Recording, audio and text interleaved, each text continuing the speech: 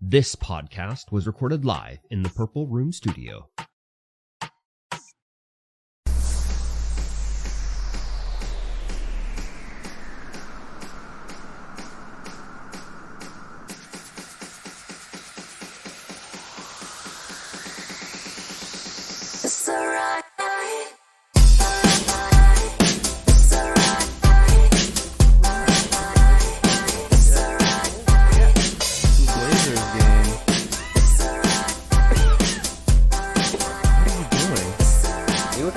Game. Hello. I did. You all right? You gonna make it? Woo! Wow, that was the get good? That was the get good. Okay. And with that, I'll say hello, everyone. Oh. Welcome to the StreamVoid podcast, episode 120. Wow. We're 120 episodes into this crap. What do you mean crap? Yeah, exactly. Don't say that. I am MikeyT, and of course, across from me is KurbStomped. Hello. You can find us everywhere under our respected monitors. Yes, sir. Monitors? Yeah, there you go. Under our monitors, across from our monitors. Yep. You are listening to the StreamVoid podcast. This is a show about life and video games and everything in between. Yes. And speaking of in between, Uh-huh. how was your last 2 weeks? It was fine for me. I didn't really do anything besides work. And that's it, really. Yeah, nothing interesting, nothing exciting. Not real. I don't think anything really exciting happened at work too much. 2 weeks though. I know, but I worked extra at the warehouse, so that was fine. And I don't think anything really weird happened in the office. I think all my weird stories involving coworkers was the week before or whatever, you know? Yeah. So nothing interesting really happened to tell you about, really. Oh, Unfortunately. what an unfortunate time. Yeah, what's her name came back from her vacation and then was sick for a few days. But of course, the days that I wasn't there, I was at the warehouse. Those were the days she was away. So the day I'm back in the office, she's there too. Yeah. So that sucked. But she did leave half the way through the day, so that was pretty good. But Yeah. it was oh, of course. So, anyways, no, I didn't do anything. I went to a Blazers game on Friday night. Ooh. My roommate's aunt works for a company that has tickets. So there's a draw at the office to get the tickets or whatever. Yeah. So I'm oh, okay. And then, he's yeah, it's me, her, his aunt, and do you want to come as well? And I was that's weird that he's not taking his son, but okay, I'll go. And then I was why aren't you taking your son? He's oh, the seats are 19 plus only. And I was hello. What? How? What? Where is it 19 plus only? Yeah, that's weird. So it was in the lounge area, which I never even knew this area existed. And at the very top of the arena, there's a long hallway with tables that overlook down the ice, beauty seats. You see the whole thing. It's table service. You can order food, they bring it to you. Oh, nice. Yeah, it was super nice. So I got my popcorn delivered to the table, and I got my dinner, and had a drink and everything like that. Pretty good seats. Yeah, nice. So pretty nice. I enjoyed it. Prices were okay. I had a chicken quesadilla. Quesadilla. Yep. It was I'm eating it and the chicken's a little well done, but it's just I bought it at the Blazers game, the local junior hockey game. Yeah. I'm not too surprised. So, pretty cool area though. I don't think you can buy a ticket up there. I think you have to I think they're by season. You don't get to be is there a lounge seat left over now that I can get? I think it's just they're all bought out, right? Yeah. So, yeah, you got to buy it when buy the entire season. Yeah. So, and I think you have to buy the whole table. Yeah. I can't imagine that you'd be I'll just take one seat at the table. Seat at this table? Because they're just a little half moon table, 4 seats. Yeah. But I can't imagine that you would be I'll just take one seat. So, yeah, pretty cool. Nice. Yeah, first Blazer game I've been to since COVID. So. I haven't been to a Blazers game since 92. Yeah, right. 92? Something like that. It's when we won the Memorial Cup back-to-back. No, what? You haven't been since? I haven't been since. What the fuck? How is that possible? It's easy. I don't watch hockey. Yeah, but you always get free tickets all the time. Who? Me? No, just anyone. I don't get free tickets at all. What the fuck? How do you not get free tickets? Dude, I guarantee if you, next Blazer game, park on, like, I don't know the name of the roads down there. Like Lawrence Street, is that one of them? No, Lawrence Street's not down there. But like, don't park at Victoria, like park up higher and just walk to the arena. Yeah. And someone will be like, hey, do you want a ticket? Yeah. Guaranteed. I've never paid for a Blazers game, ever. That would involve me leaving the house and... Yeah, I guess so. Parking on a street and walking down towards an arena. I guess so. Yeah, I've never paid for a Blazers. Well, I'll be like literally in the line to buy a ticket. Someone will be like, hey, how many tickets do you need? I'll be like, 2. I'll be like, here you go. Oh, okay, thank you. Wow. Yeah, like literally never. Huh, crazy. I can't believe it. 92. 25 years. No, even more longer than that. Yeah. Oh my God. You know, since Shane Doan and Aaron Keller and Jerome McGinley played for the Blazers. 30 years ago. Yeah. Good Lord, dude. They might actually do well this year. They're doing well. They might make it to the final. I heard they're doing pretty good. Yeah, they're doing pretty well. I heard Logan Stankovic. Yeah.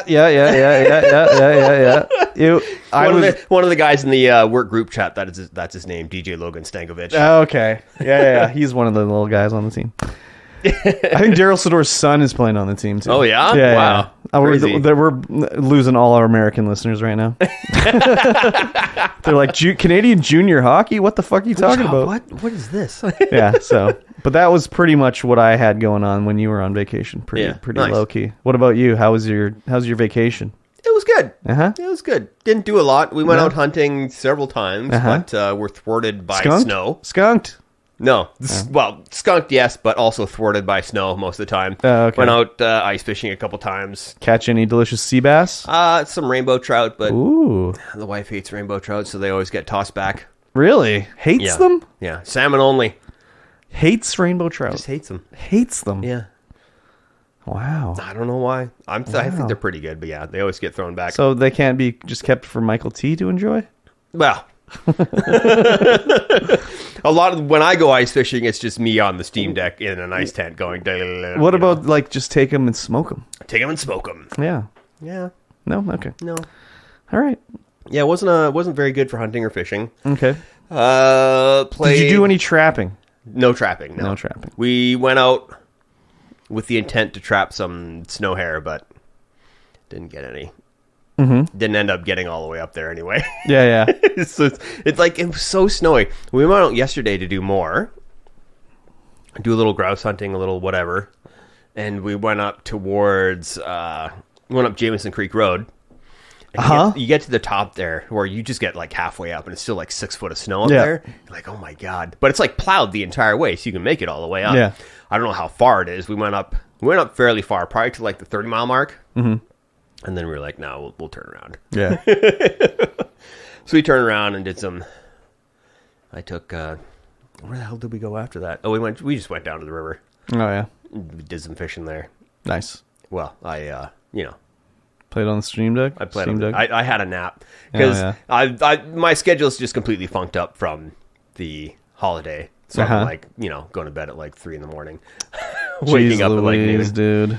Living the life. Man, yeah, it's so good. I love that sleep schedule. It's very nice. Mm-hmm. And but now, like tomorrow, I got to go back to work. Got to get up at 5 a.m. and. I know what you're saying though about the sleep schedule. I find that it'll be like midnight, and I'll be like, "Oh, I want to do this right now." It's like, no, I can't do it right now. Yeah. Maybe I'm a night owl. Maybe I should just stay up all night. Yeah. Nah, it's too tiring. It's way too tiring. So I got to get up at 6:40 in the morning to go to work. Yeah. I bought all the Dead Cells DLC, including the new Castlevania DLC. Oh, yeah. And man, it's so good. Nice. Except those, in Castlevania, you got the skeletons that throw the bones. Oh, yeah. Yeah, they're in here as well, and they just throw the bones, and the bones go through all the walls. Yeah, It doesn't matter. That's like Castlevania. It's so hard to judge where the frig those bones are going. Yeah. Oh, man. But yeah, the music is on point. You can get all the sub-weapons, unlock all the sub-weapons and all that kind of stuff. Throw in your holy water and stuff? Yeah. Nice. I haven't unlocked any of them yet, really. Because I didn't really pay too much. But yeah, it's super good. Nice.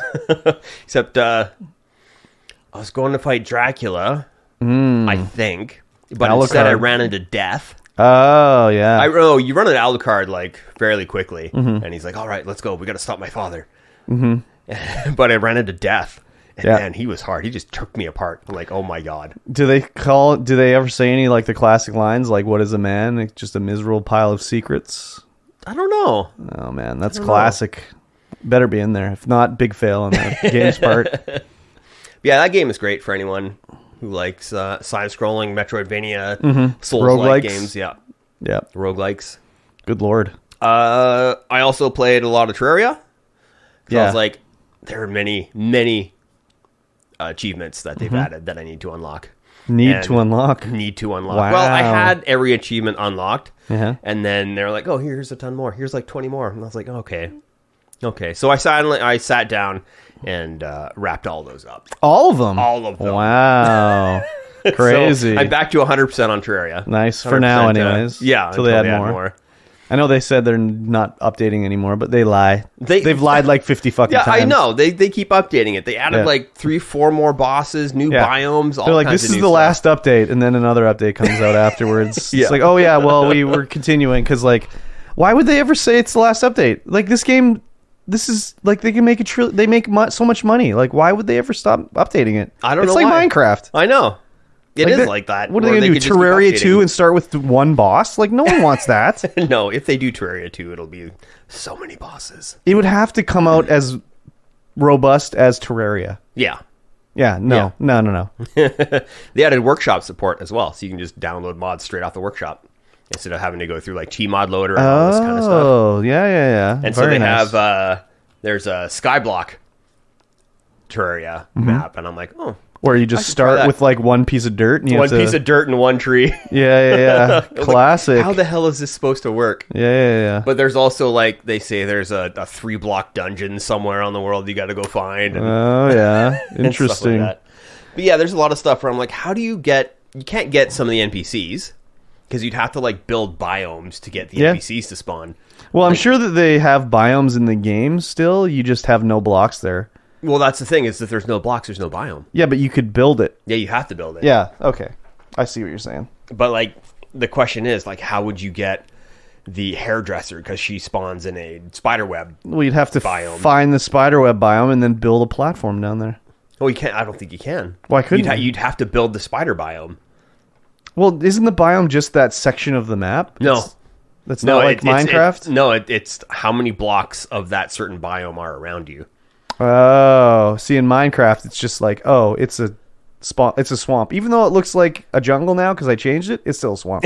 No. With Terraria, it's however many X amount of blocks have to be of that biome, and then it becomes that biome. I'm sure if it's a mod, they probably can just mod it to be like, oh, the biome is determined by the location, not the block. Yeah, probably. So, who knows? So I streamed a little bit of the cleansing the world thing. Achievement Spook where you have to like get rid of all the corruption and hollow and stuff like that in your world. And you were like, oh, you should just do a small map. And I was like, yeah, okay. So after you did do that? I did. Yeah, I went back and I made a small map. And I'm like, okay, I have to make the druid spawn. And then cleanse the world. And so that's what I did. And it was so easy. Yeah, dude, of course. It was like a fresh map, so nothing had spread anywhere. So I just went, I killed one of the bosses, went to the jungle, got the dryad to spawn, cleansed the rest of the world. So easy. I know, because I knew your map had to have been like the most big size. And it's funny, too, because that's like one of the least gotten achievements out of all. Well, that's why. Like 1.7%. That's wise, because it's so fucking hard. When you can do it like that, it's like, okay, that's easy. You could have just like loaded up the like Steam achievement unlocker too. Just say I want this achievement. Got all the achievements for that. Nice. That was good. Nice. It's a fun time. I watched a couple videos on how bad the cheating is in Tarkov. Oh yeah. There was one guy, he was like, I'm just going to go ahead and install some cheats. Just ESP, so I can, because there's a thing where cheaters will wiggle to each other through walls. You know that they're cheating. Oh, really? So you see so he'll like have ESP installed so we can see where everyone is in their wireframes. And so he'll walk up to a wall and then he'll wiggle back and forth while looking at the cheater, and the cheater will wiggle back and forth because they knew he's got ESP as well. So what that means? I'm not going to shoot you? Yeah, he's like, I know you're a cheater, so I'm going to leave you alone. And all the cheaters band together. Oh, yeah. And they're like, all on the same team. Like, hey, you need anything? Blah, blah, blah, whatever. I'm like, oh my God. Yeah, game and he sucks. says like 60% of the games that he went into, of the raids he went into, had cheaters. Well, so my question is like, can the devs know that they're cheaters and put them together, or is it just because there's so many cheaters? That's just because there's so many cheaters. Oh my God. That's just one of those games where people want to cheat so that because it's such a grind to get gear and stuff like that. But like, isn't that part of the game? It is part of the game. Like That's the part of the game that I enjoy the most, is that it's so intense. Yeah. Because you're so scared about losing gear. It's one of the only games that actually raises my heart rate a lot anymore. Like, gets that adrenaline rush going. Because it's so... Well, it's scary as frig when you get shot at from somewhere and you're like, oh my God, what the fuck? Yeah. Yeah, it's one of the only games that elevates my heart rate still. And just cheaters, just absolutely rampant. That's crazy. Yeah, it was a pretty cool video, because he wouldn't shoot anybody. He would just like go around and try and see how many people in the raid were cheating. And it was just like, it was And do so the many. wiggle. It was unreal. That sucks. Yes, it's like that's awful. Yeah. I don't Absolutely know. awful. People have been complaining about that game, as usual. Yeah, Just about glitching and like poorly optimized, and yeah. continually. Some like players were just invisible. It's kind of crazy. There hasn't been another game that's come out that's like Tarkov. That's better. Yeah. You know. Yeah, it's weird. So whatever. Because Tarkov's its own thing, and nothing else has come out that's like Tarkov. Yeah. It's kind of weird. Yeah, it is. Other than that, that's it. Just been relaxing, watching a lot of YouTube, Oh yeah. staying up late. Back to work tomorrow. Back to work tomorrow. I know. Sucks. That sucks. I know. I got to get picked up too, because I Oh yeah. gave my work truck to the guy who's taking over for me. Took Oh, over yeah. for me while I was gone. Nice. Get to be chauffeured to work. Yes. Nice. Yes. That's cool. I suppose. Well, I mean, whatever. Yeah. That was actually a short catch up for not You having. didn't do anything. I know. Yeah. Well, I mean, I played a game I didn't talk about called Elder Scrolls Online. Oh yes. I was playing it a bit on Xbox with the tank, because he was like, let's try it out, whatever. I'm like, I played it a bunch, we'll do it. And then everyone bullied me Oh yeah. about playing it on Xbox. I was like, fine, I'll play it on PC. Get off my back. And then I found out you can switch between console controls and mouse and keyboard like instantaneously Yeah. in that game. Like, you don't have to do anything. You just pick your up the controller, and it literally, if you turn on the option to have hybrid UI, it instantly changed to the controller Oh, nice. UI. Same thing if you hit the button on the keyboard, it instantly just uses keyboard UI. So I started playing it, and I was like, I looked at like what I owned. Somehow I owned like DLC that you have to buy and stuff like that on PC, which I never bought. Like, Yeah. I bought the base game for like $7, but then I was looking. It's like, why do I own like all this other shit? Like, how did that happen? Maybe you bought like the gold edition or something. No, I didn't, because I don't own it all. I only own like certain ones, and it's like you can't own this one by itself unless you buy it individually. Huh. And I didn't buy it. And the only way to buy it individually is that you can't buy it through Steam. You have to do it through the ESO store using their currency of crowns. Oh, You weird. can only get crowns by spending money. So it's just like, it's so weird. So then I was playing it, and I was like, I'll do the story, play through the story of a different faction that I've never done. Because there's like 3 factions in the game. Not that the factions matter anymore. The whole like 3 Banners War storyline is done, so you can all play together and shit now. Yeah. It used to be like WoW when it was like Horde versus Alliance. That's the way it was in ESO with 3 factions. Yeah. But they got rid of that like pretty early on. And so I'm like, playing the story mode, and I was like, oh yeah, I love the story in this game. And then it was like, there's a sale on all the DLC here. Okay, I guess I'll pick that up. So I've been playing it a lot on Steam. Oh, nice. I'm enjoying it. Good. I'm having a good time. It's just like, it's more for the story, really. The gameplay is all right. I enjoy it enough, but I really like the world of the Elder Scrolls. Yeah. So, I've been doing that every day. Every day. Pretty much. Yeah, nice. Streaming on YouTube, getting those hours up, Yep, I seen that. Got a lot of notifications. Slowly working my way up. I had a YouTube survey that came through, and they were talking, they were, I don't know if they got the new CEO or whatever, and he was like, we need to get some information. So I actually did it and actually wrote in the do you have anything else to say? And I actually wrote in my complaints about the way they do monetization on YouTube. Will it make a difference? No. But I did actually do it, so. Yeah. But yeah, I'm enjoying it. Nice. Having fun. Good. Yeah. It's not for me, that's for sure. No? No. Did you play it? I've played it, yeah. Oh, okay. I was like, nah, couldn't get into it. It's a bit weird. When I first started playing it on Xbox, the tutorial wasn't too good. So you didn't and I kind of was coming off Skyrim or whatever, so it's you play it like Skyrim. Yeah. Kind of. Yeah. What I didn't realize is I'd be okay, I'm an archer. Okay, well I use my bow. But it's you don't just want to use your bow, shooting arrows. You have to use all your abilities and shit like that all the time, basically. Yeah. Where I'm used to Skyrim or whatever, it's you cast 3 spells, it's I'm out of magicka again. Oh shit, okay. So you want to conserve your magicka? Where in this game, it's just you just want to be fucking spamming all those abilities the whole time. Yeah. So it took me forever to kill anything. Forever. I'd be fighting one enemy and it would take me 2 minutes to kill it. Now it's oh my god, it took 10 seconds to kill this boss. That's too long. So, I'm liking it a lot, though. Nice. Yes. Good. And you didn't play anything else? No, just Terraria, Dead Cells. So why did you decide to stream Terraria?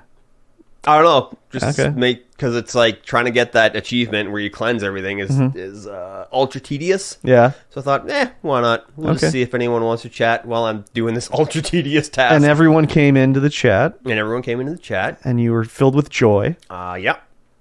Very good. Yeah. It took 15 minutes for me to get an alert. Did it? Yeah. There you go. Well, when I I did. We went live at 10 o'clock at night? But I mean, I didn't get the alert till 15 minutes into the stream because I went in there and I was like, "Oh, there's people already here." It's what the fuck? I'm not first. What the hell? So, yeah, Ferg was first. yeah, Which is son great. of a bitch. Yes. So Ferg. that bastard. Yeah. Oh well. So yeah, that's it. We But watched a couple things. I guess we did. I mean, 2 episodes of the Mando, 2 episodes 2 of Last of episodes Us. of The Last of Us. The last 2 episodes of Last of Us. Yeah. So, and the last 2 episodes are the most 2 craziest episodes. Unhinged insanity for Yeah. sure. Which one do we want to talk about? Last Let's of Us do the first? Mando first. Mando We'll get first? the worst one out of the way first. They're doing they had the one episode. I can't. What was the first episode? Yeah, it was a while ago. The now I can't Mandalorian? remember. Yeah. He was going to the planet, and they're like, "You got to go have a bath. Right, yeah. If you want to join us, you stink. You got to go have a bath. Bathe in the waters, The living waters on Mandalore." Yeah. And then he went to get to Mandalore, and he talked to, Bo-Katan. and then they went to Mandalore, Yep. and then they were like, "You know what? We've seen enough. This show, The Mandalorian, we've seen enough of The Mandalorian. Let's see some other fucks for a while now. And let's make the worst episode of all time." And they succeeded. Yeah, they focused on the cloning scientist from season 1, Yeah.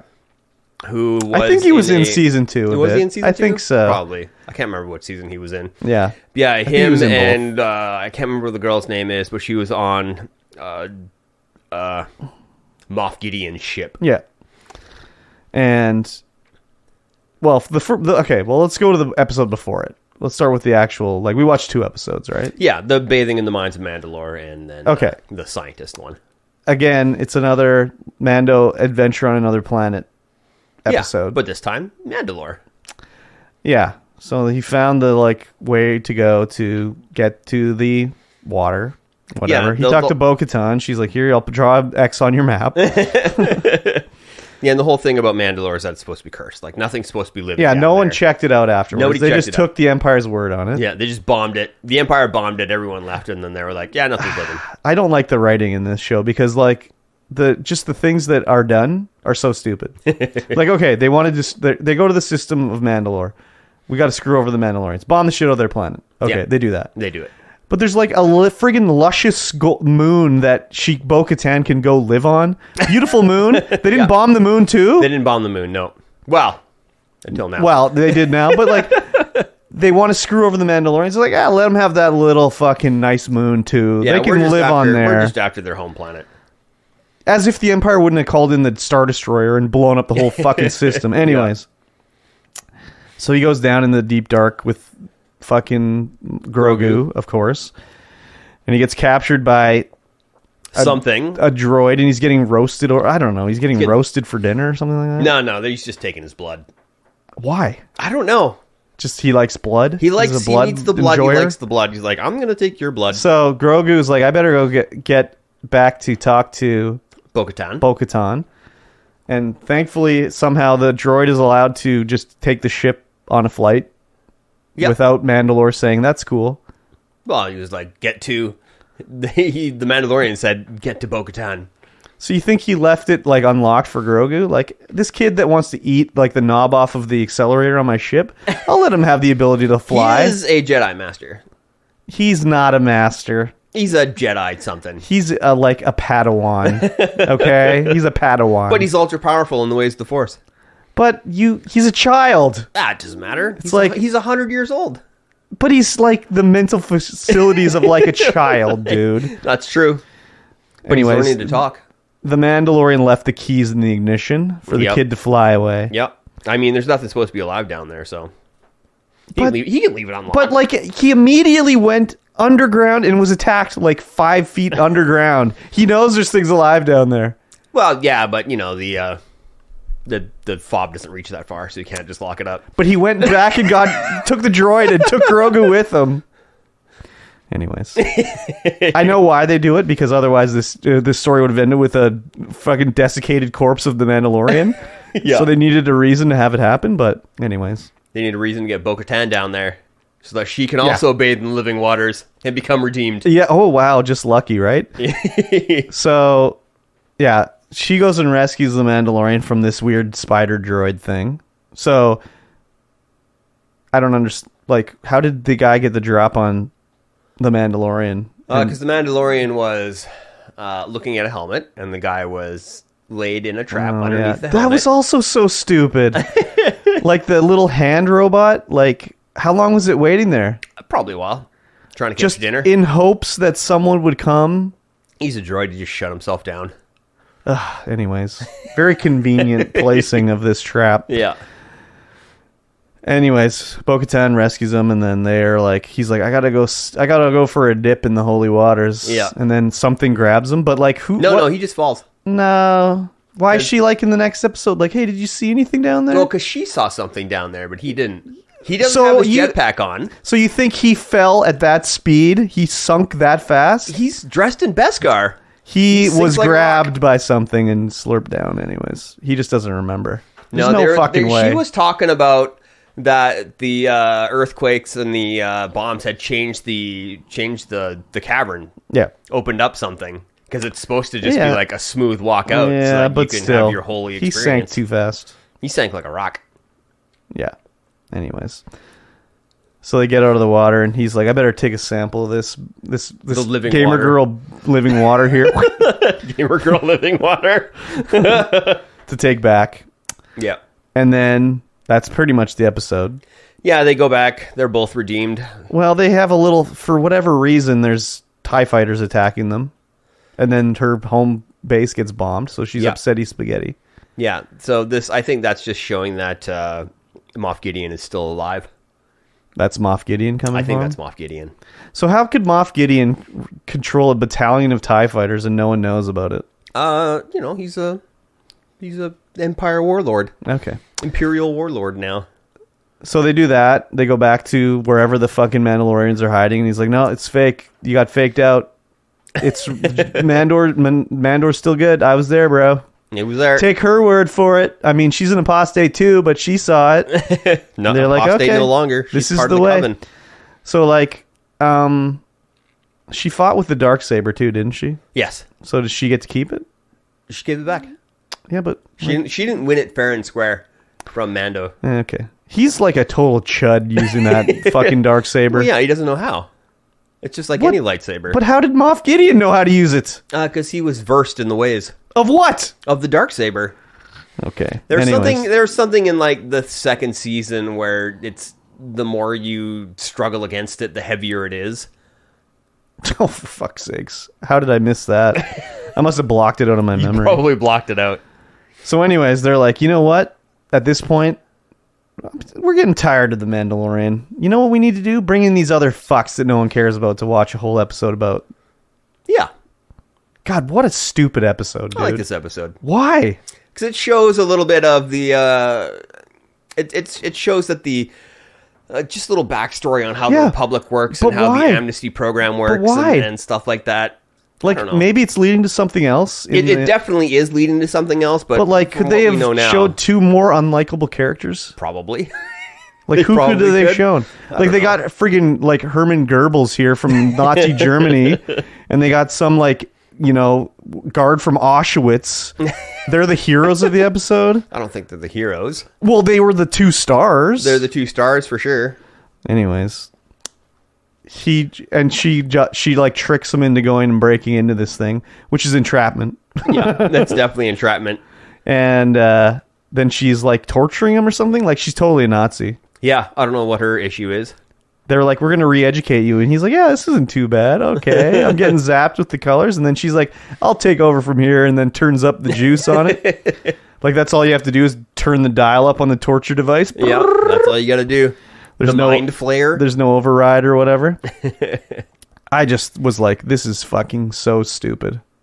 Like, I like the background. Like, I don't know. In Andor, they did all the background stuff way better than this. Yeah. I thought this was terrible.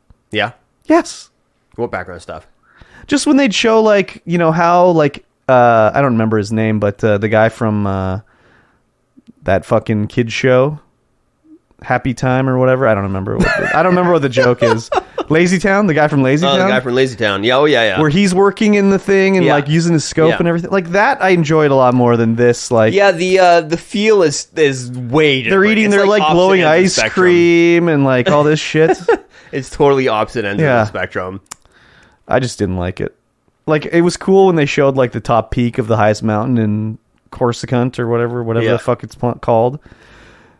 And, you know, it's obviously her, like, you know, working her, I don't know, deception on the guy to be like, I'm a likable girl. I tricked you. The droid said, don't touch it. I got you these fucking travel biscuits.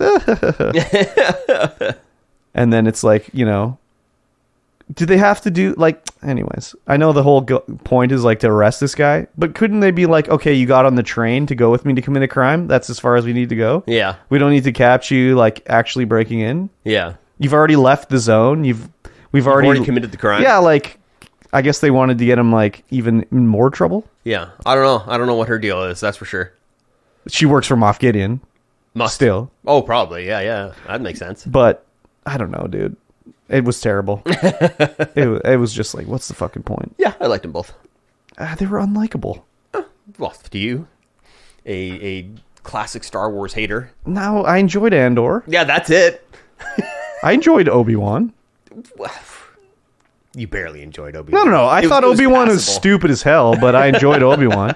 The only one I didn't like was the Book of Boba Fett. That was trash. Yeah. From the garbage can. Straight up. And Mandalorian it's fine, but it's just like Mando's adventure on another planet. Yeah. Which is just like, you can't watch 2 in a row. You gotta watch once a week. I did for this season, and it's been like, especially this last episode. Like, I was literally bored. I was like, do I just skip to the end? Like, see what happens? Like, this is just so stupid. I don't care about these characters. Like, they couldn't have chosen 2 better characters to do. Like, there's better, like... There's got to be something that we don't know yet. Well, of course, there's something that we don't know yet. But yeah, why these 2? I don't know. Yeah, like, it's probably just their ties to Moff Gideon. This guy's literally like a Nazi experimenting on people. Yeah. Well, it totally was like when they had like German rocket scientists that came over after World War II, and it's like, oh, I know you worked for like Hitler and everything, but it'd be really cool if you helped us with our rockets. We'll forgive you. Yeah. The amnesty program. Living in the amnesty house. Yes. No, I know. And then they have their little like, I'm G27. Nice to meet you, G27. I'm M10. That was a little bit odd. Like, why don't you just use their names? Well, because they don't want to be. They want to be anonymous, so you don't know their crimes. That's part of the thing. You may have worked for Moff Gideon, and you may have been a Nazi, and you may have killed a lot of people, but that's okay. You're just an M10 now. Yeah, you're just all M10. Sins are forgiven. We've wiped away your sins. So, I don't know. Hopefully, the next episode. I don't know. Was this week he was working on The Last of Us? It's like, I can't record any voice. Sorry. Yeah, maybe. You gotta do something else this week. I'm busy.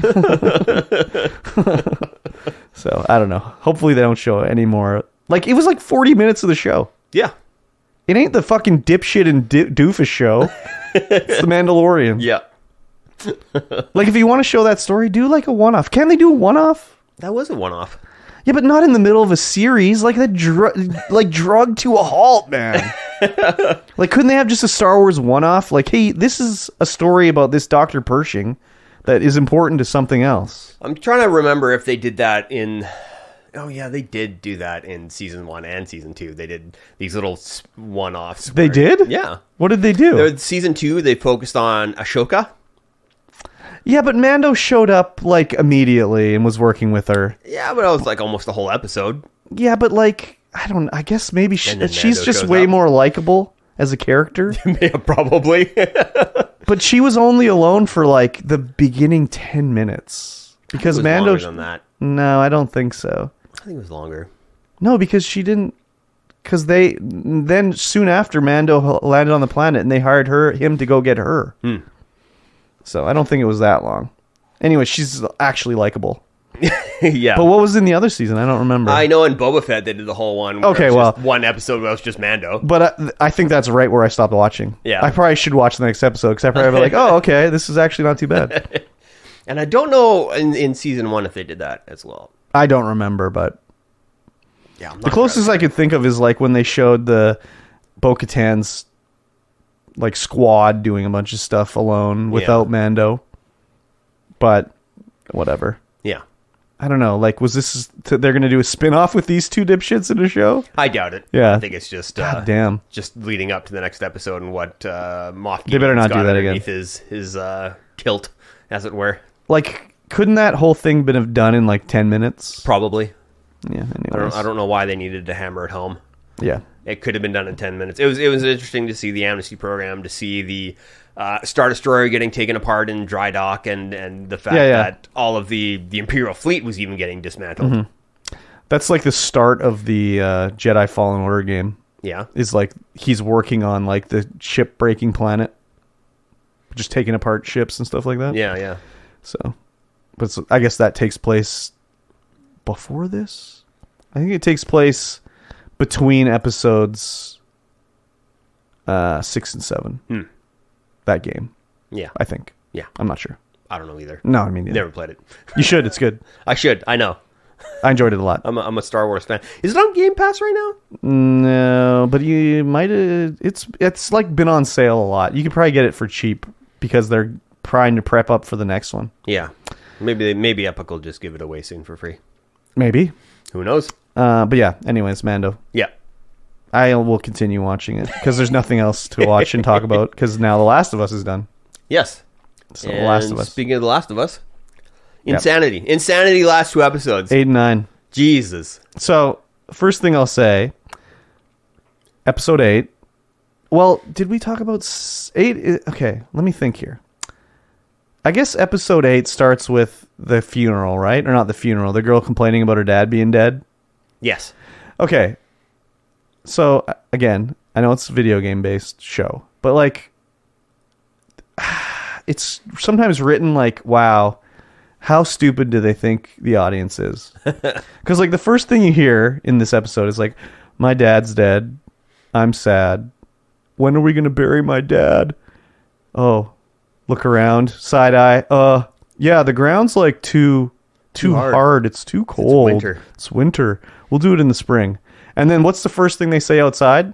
Geez Louise, we're really running low on meat now. Oh, geez Louise, what are we going to do? Geez Louise. I didn't put it together.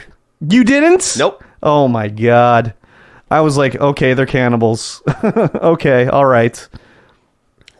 And then, lo and behold. Especially since the hunting was so good. Was it? Yeah, I mean, Elle went out and bagged herself a 5-point buck. Yeah, she did, but, I mean... Yeah, why can't these idiots? They're idiots? So anyways, I was like, okay, this is very video gamey. It's like, very... Oh, yeah. The story, I was like, wow, they couldn't have like made it a little less obvious. I guess they didn't make it. It obvious wasn't. It wasn't that obvious. I guess. Who is versed in the ways of the cannibal, but not me. Yeah, exactly. I'm versed in the ways of my people. Yeah. Yeah. So I was like, okay, these guys are cannibals. But that guy that he was talking to, not the priest guy, but the other guy, that's the guy that does the voice of Joel in the game. Oh, yeah. Okay, cool. Yeah. So, apparently, so again, so stupid.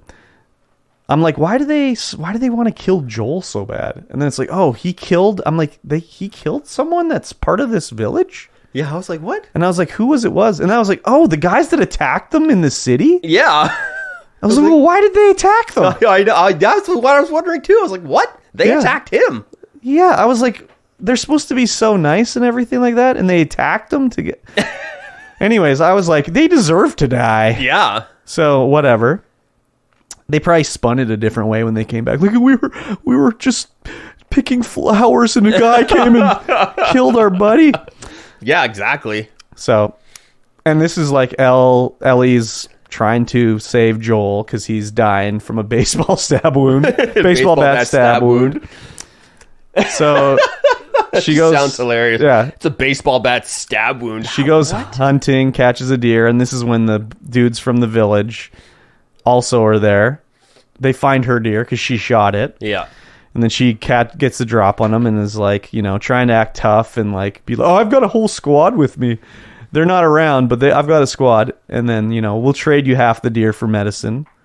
So he's like, okay, go get some antibiotics for it. It's cool.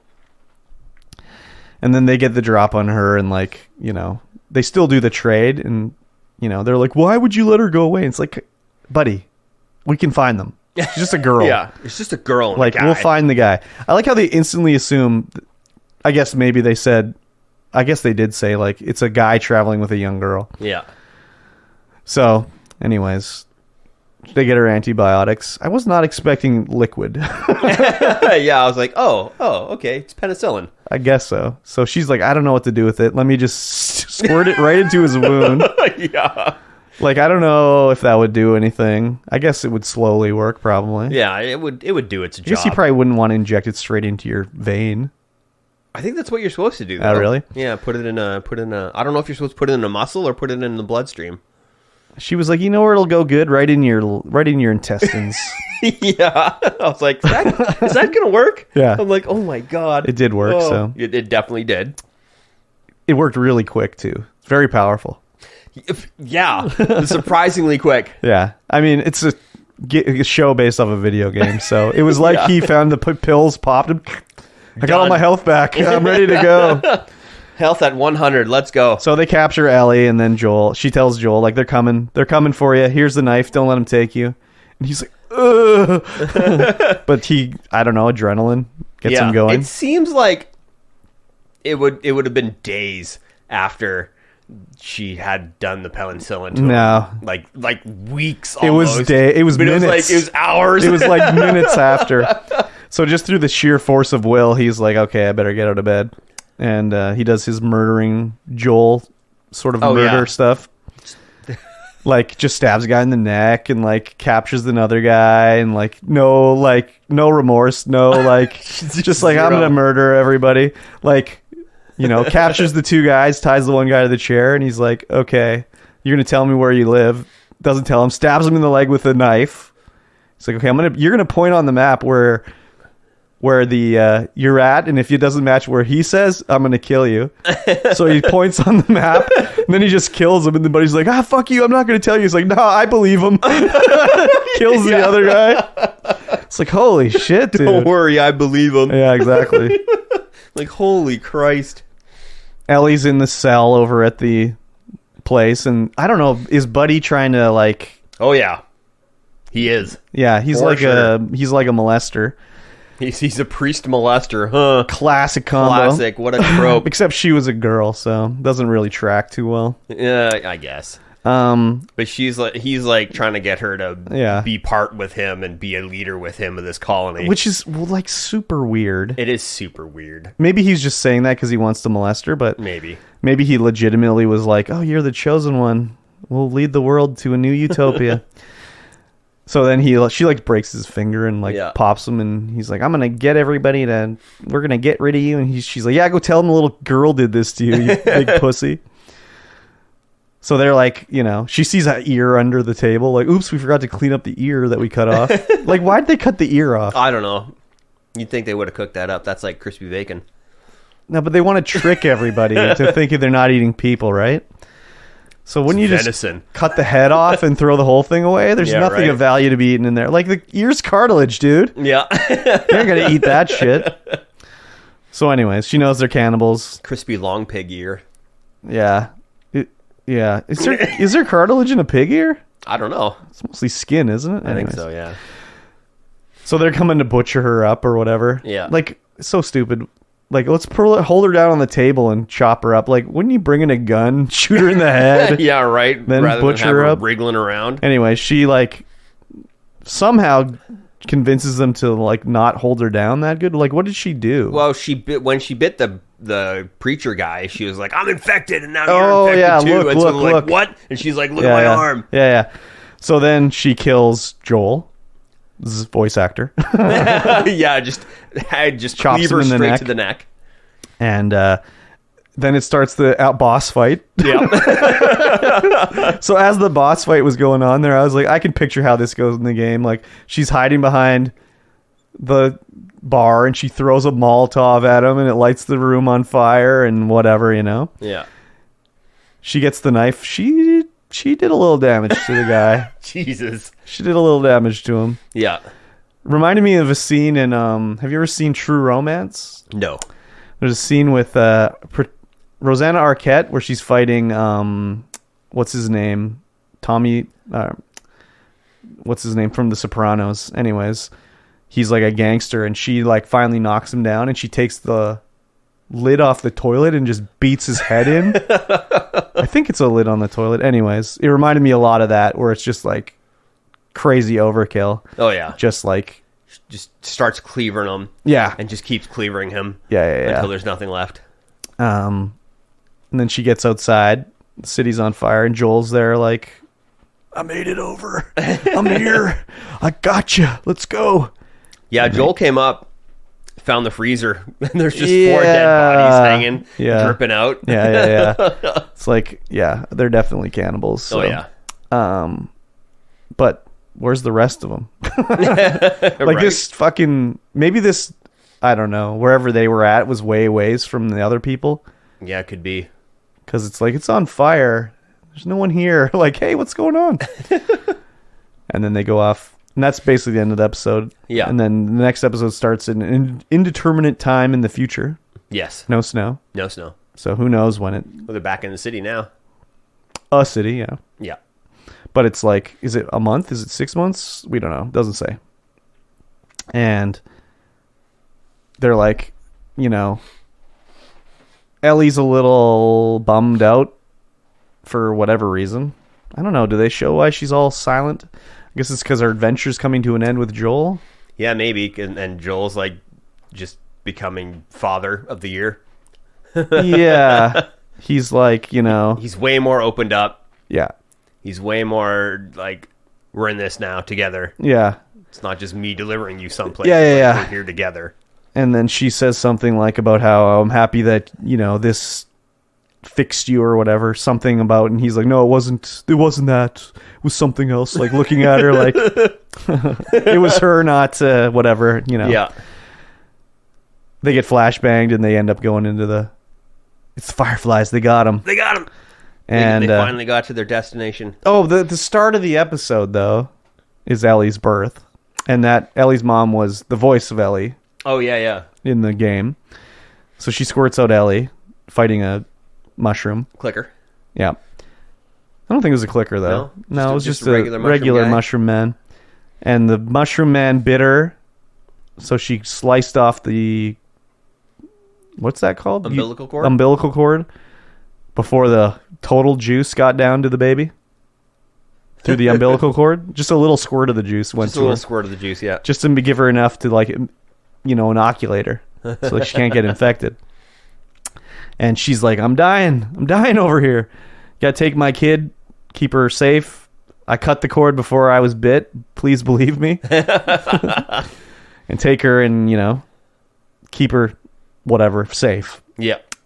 And that was what's her name from the Fireflies. I don't know what her name was. I can't remember. The ones in the earlier episodes, anyways. Yeah. And when they flashbang him and take him to the Fireflies, I was like, oh, she's still alive? I thought she was dead. Because she got shot all the shit up in the earlier episode. Yeah, in like episode 2. Yeah. So I was like, oh, she's still alive. Interesting. Yeah, she got to the city before Joel and Ellie did. Yeah, good on her. I guess they probably had a vehicle.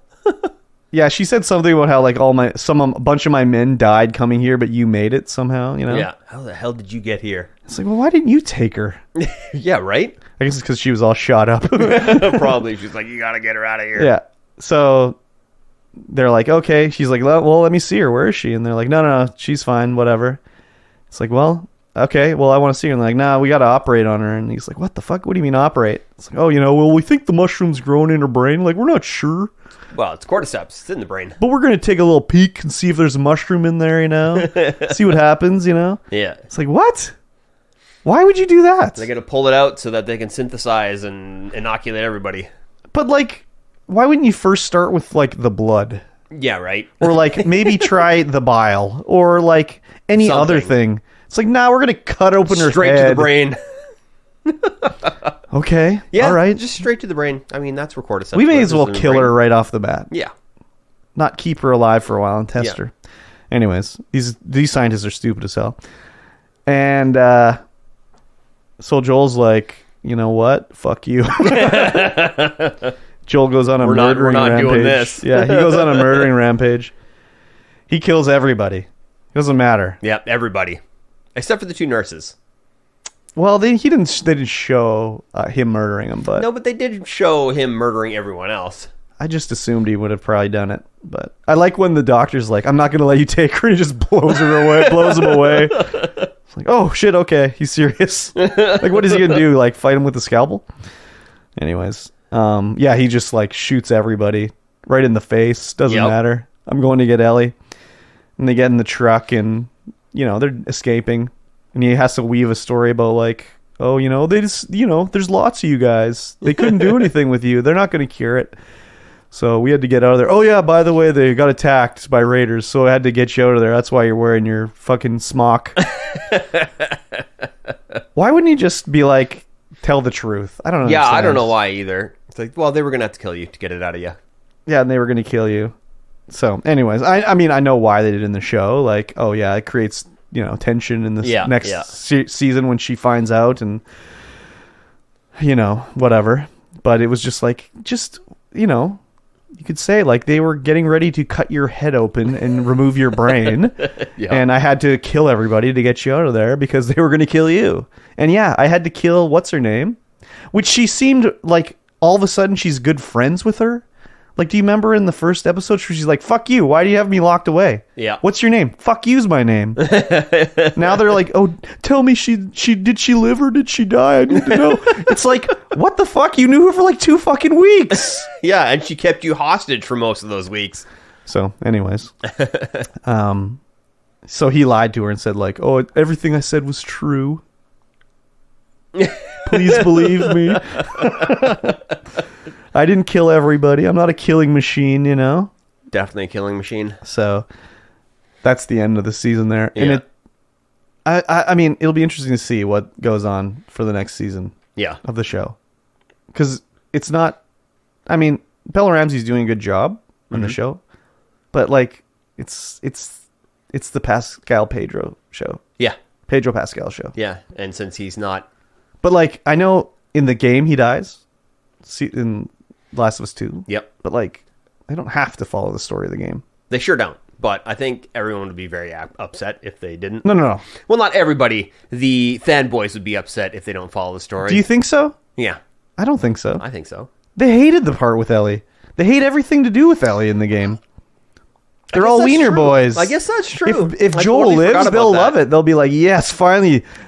Even though he's like Latin or whatever, they'll be like, finally a white man gets over in this world. Puerto Rican, I think. No, I don't think so. I can't remember where he's from. Oh, he's from Chile? Yeah, he's from Chile. Chilean, I think. yeah. He's the internet daddy right now. Like, I know.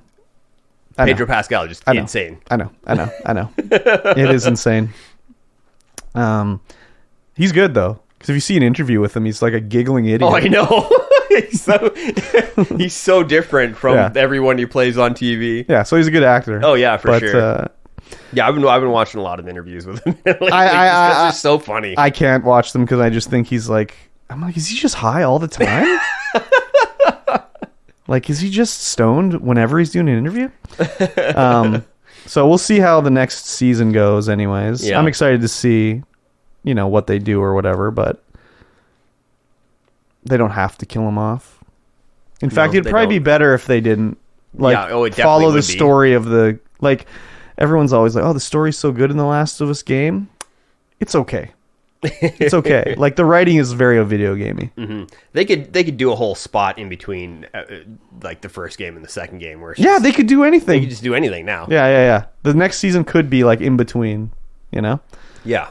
So, I enjoyed it a lot, though. Oh yeah, me too. I enjoyed last it. Two episodes were crazy. More than Mando. Yeah. Yeah. I mean, Mando's fine, but whatever. Whatever. Yeah. I don't know which one I'm enjoying more. Between Mando and The Last of Us? Yeah. Oh, you're crazy, dude. I'm a big Star Wars fan. I like Mando. even if it wasn't Star Wars. Okay, imagine it was a science fiction show 12. I wouldn't like it that much then. So Star Wars is it's coloring. Got the Star Wars coloring. That means I like it. Yeah. Okay. So that means Mando's not as good.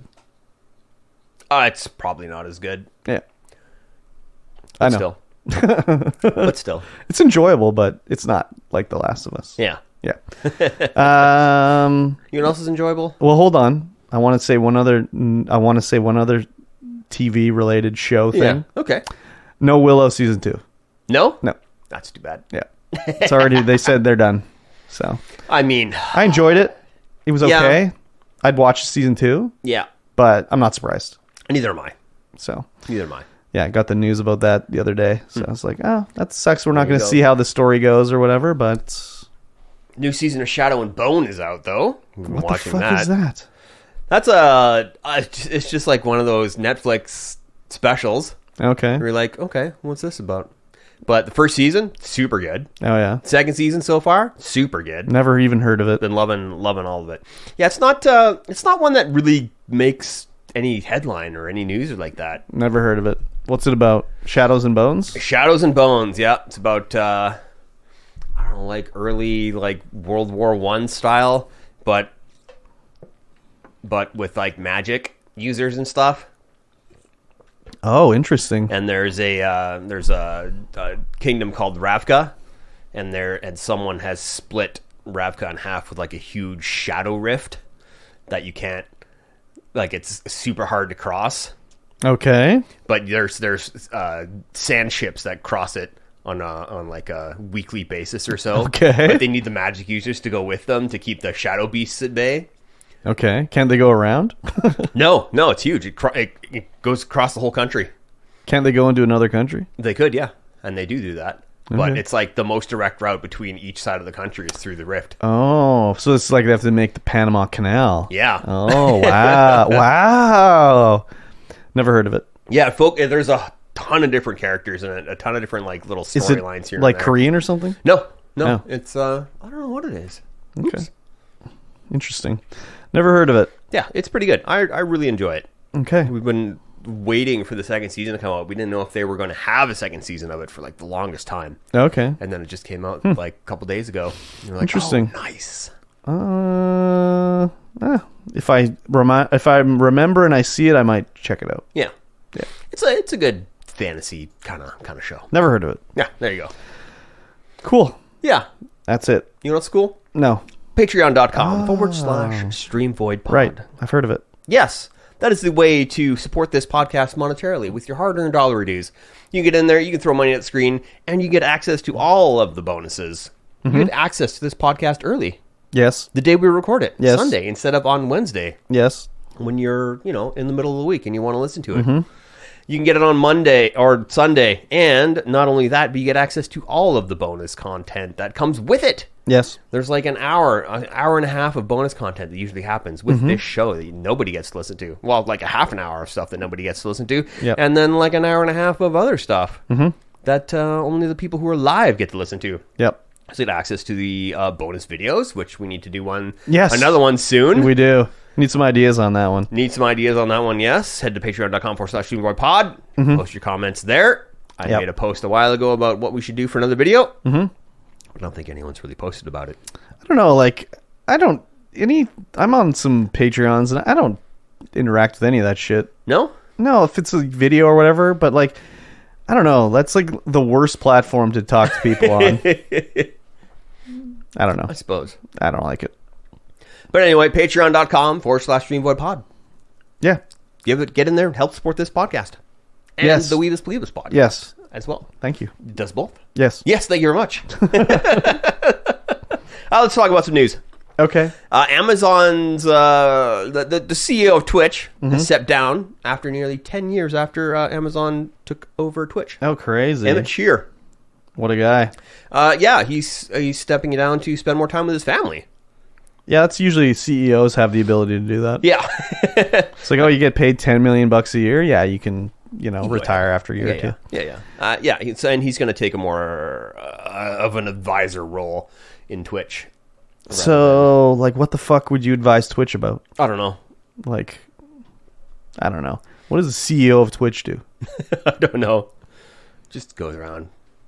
That's a good idea. No, that's not a good idea. I'm a big fan of 1080p streams. Yeah, 1080p streams only. 1080p for everyone. It's just very weird. Is this going to change anything at Twitch? Who knows? I mean, depending on who the new CEO is. CEOs always try to come in and put their own stamp on it. Yeah. Change stuff up. Yeah. Let everybody know instantly, there's a new big dog. New big dog in town. And,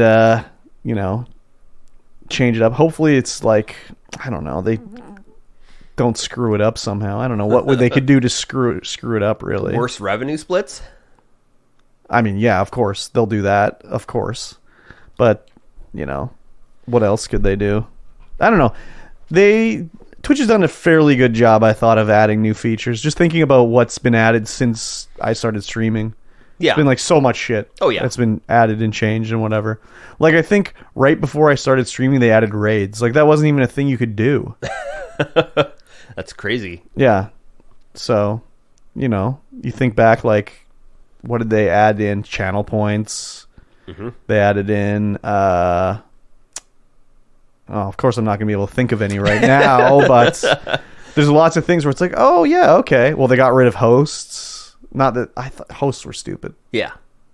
I don't think anyone ever was. Well, I don't know. Maybe. Would anyone be like, oh, Mikey T's offline, but he's hosting this guy? This other person? I should watch them.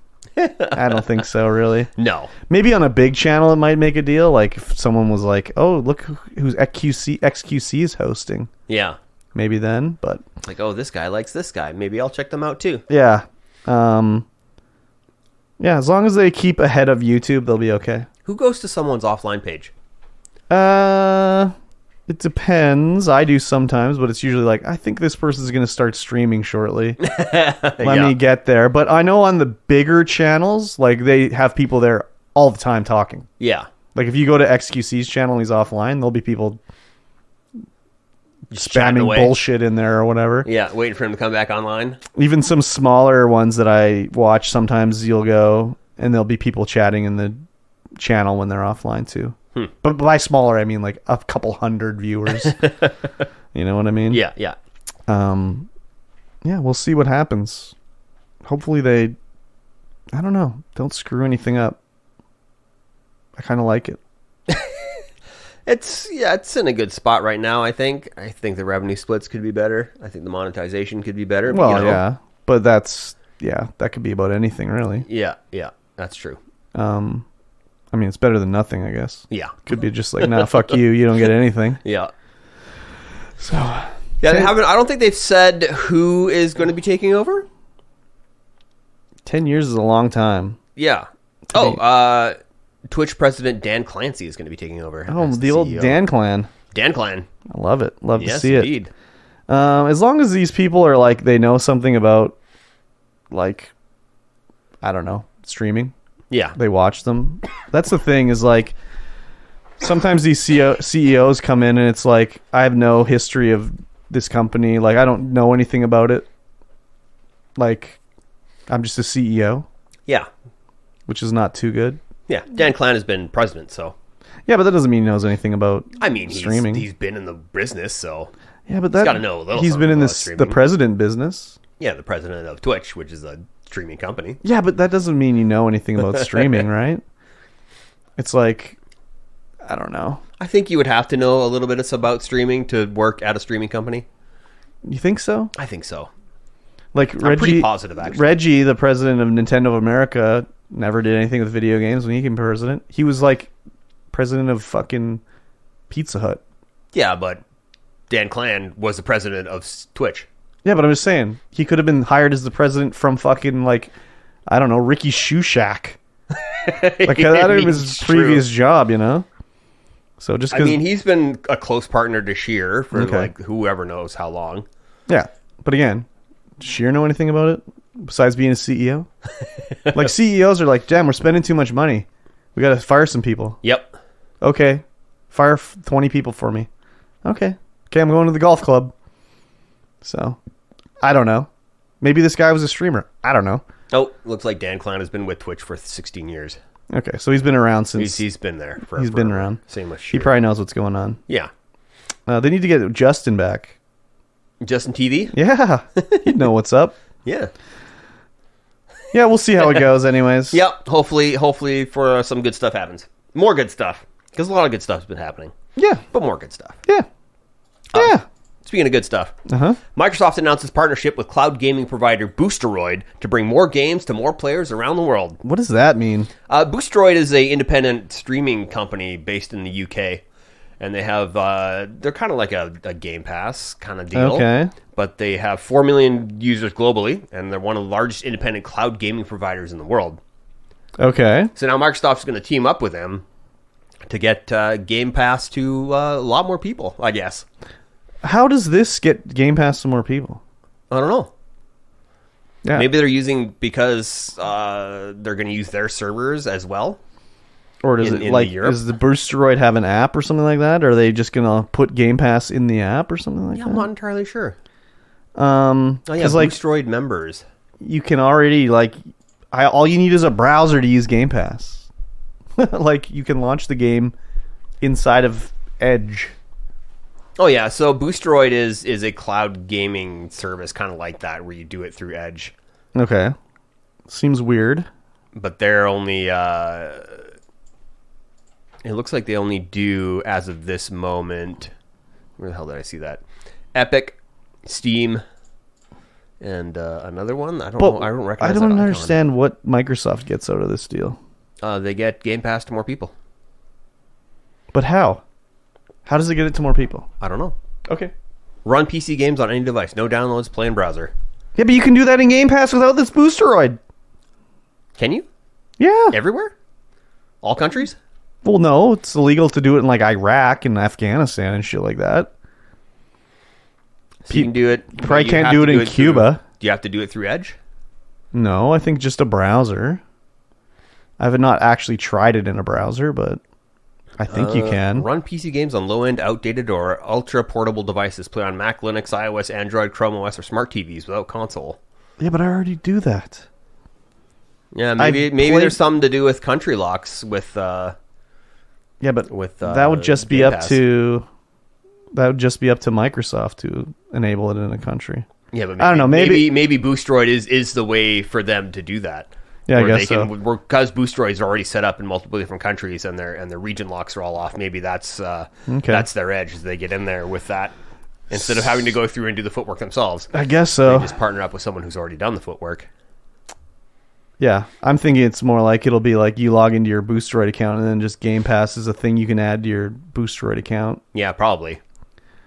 I would imagine so. Yeah, that's cool. Game Pass is cool.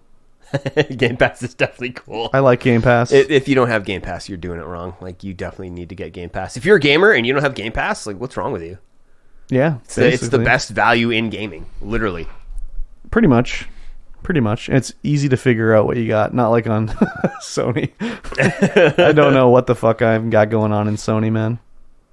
Like, Yeah, if you were wanting to play Game Club with us, you could do that if you had Game Pass, because that's what we're playing the game on. Yes, exactly. You should totally play it. Yes, 100%. This game's awesome. I don't...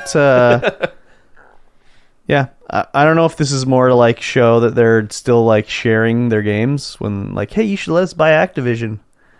We're going to let you play Call of Duty on Boosteroid. You should really let us buy Activision. Because that's still a problem, so... Yep. Yeah, it's cool. More games to more people. All right, I'm fine with it. Yep. I'm good. not getting a Boosteroid account. No, me neither. So We don't need one. yeah. Next up, Fortnite Studio, a.k.a. Epic, hit with a £200 million fine in order to, quote-unquote, stop tricking players.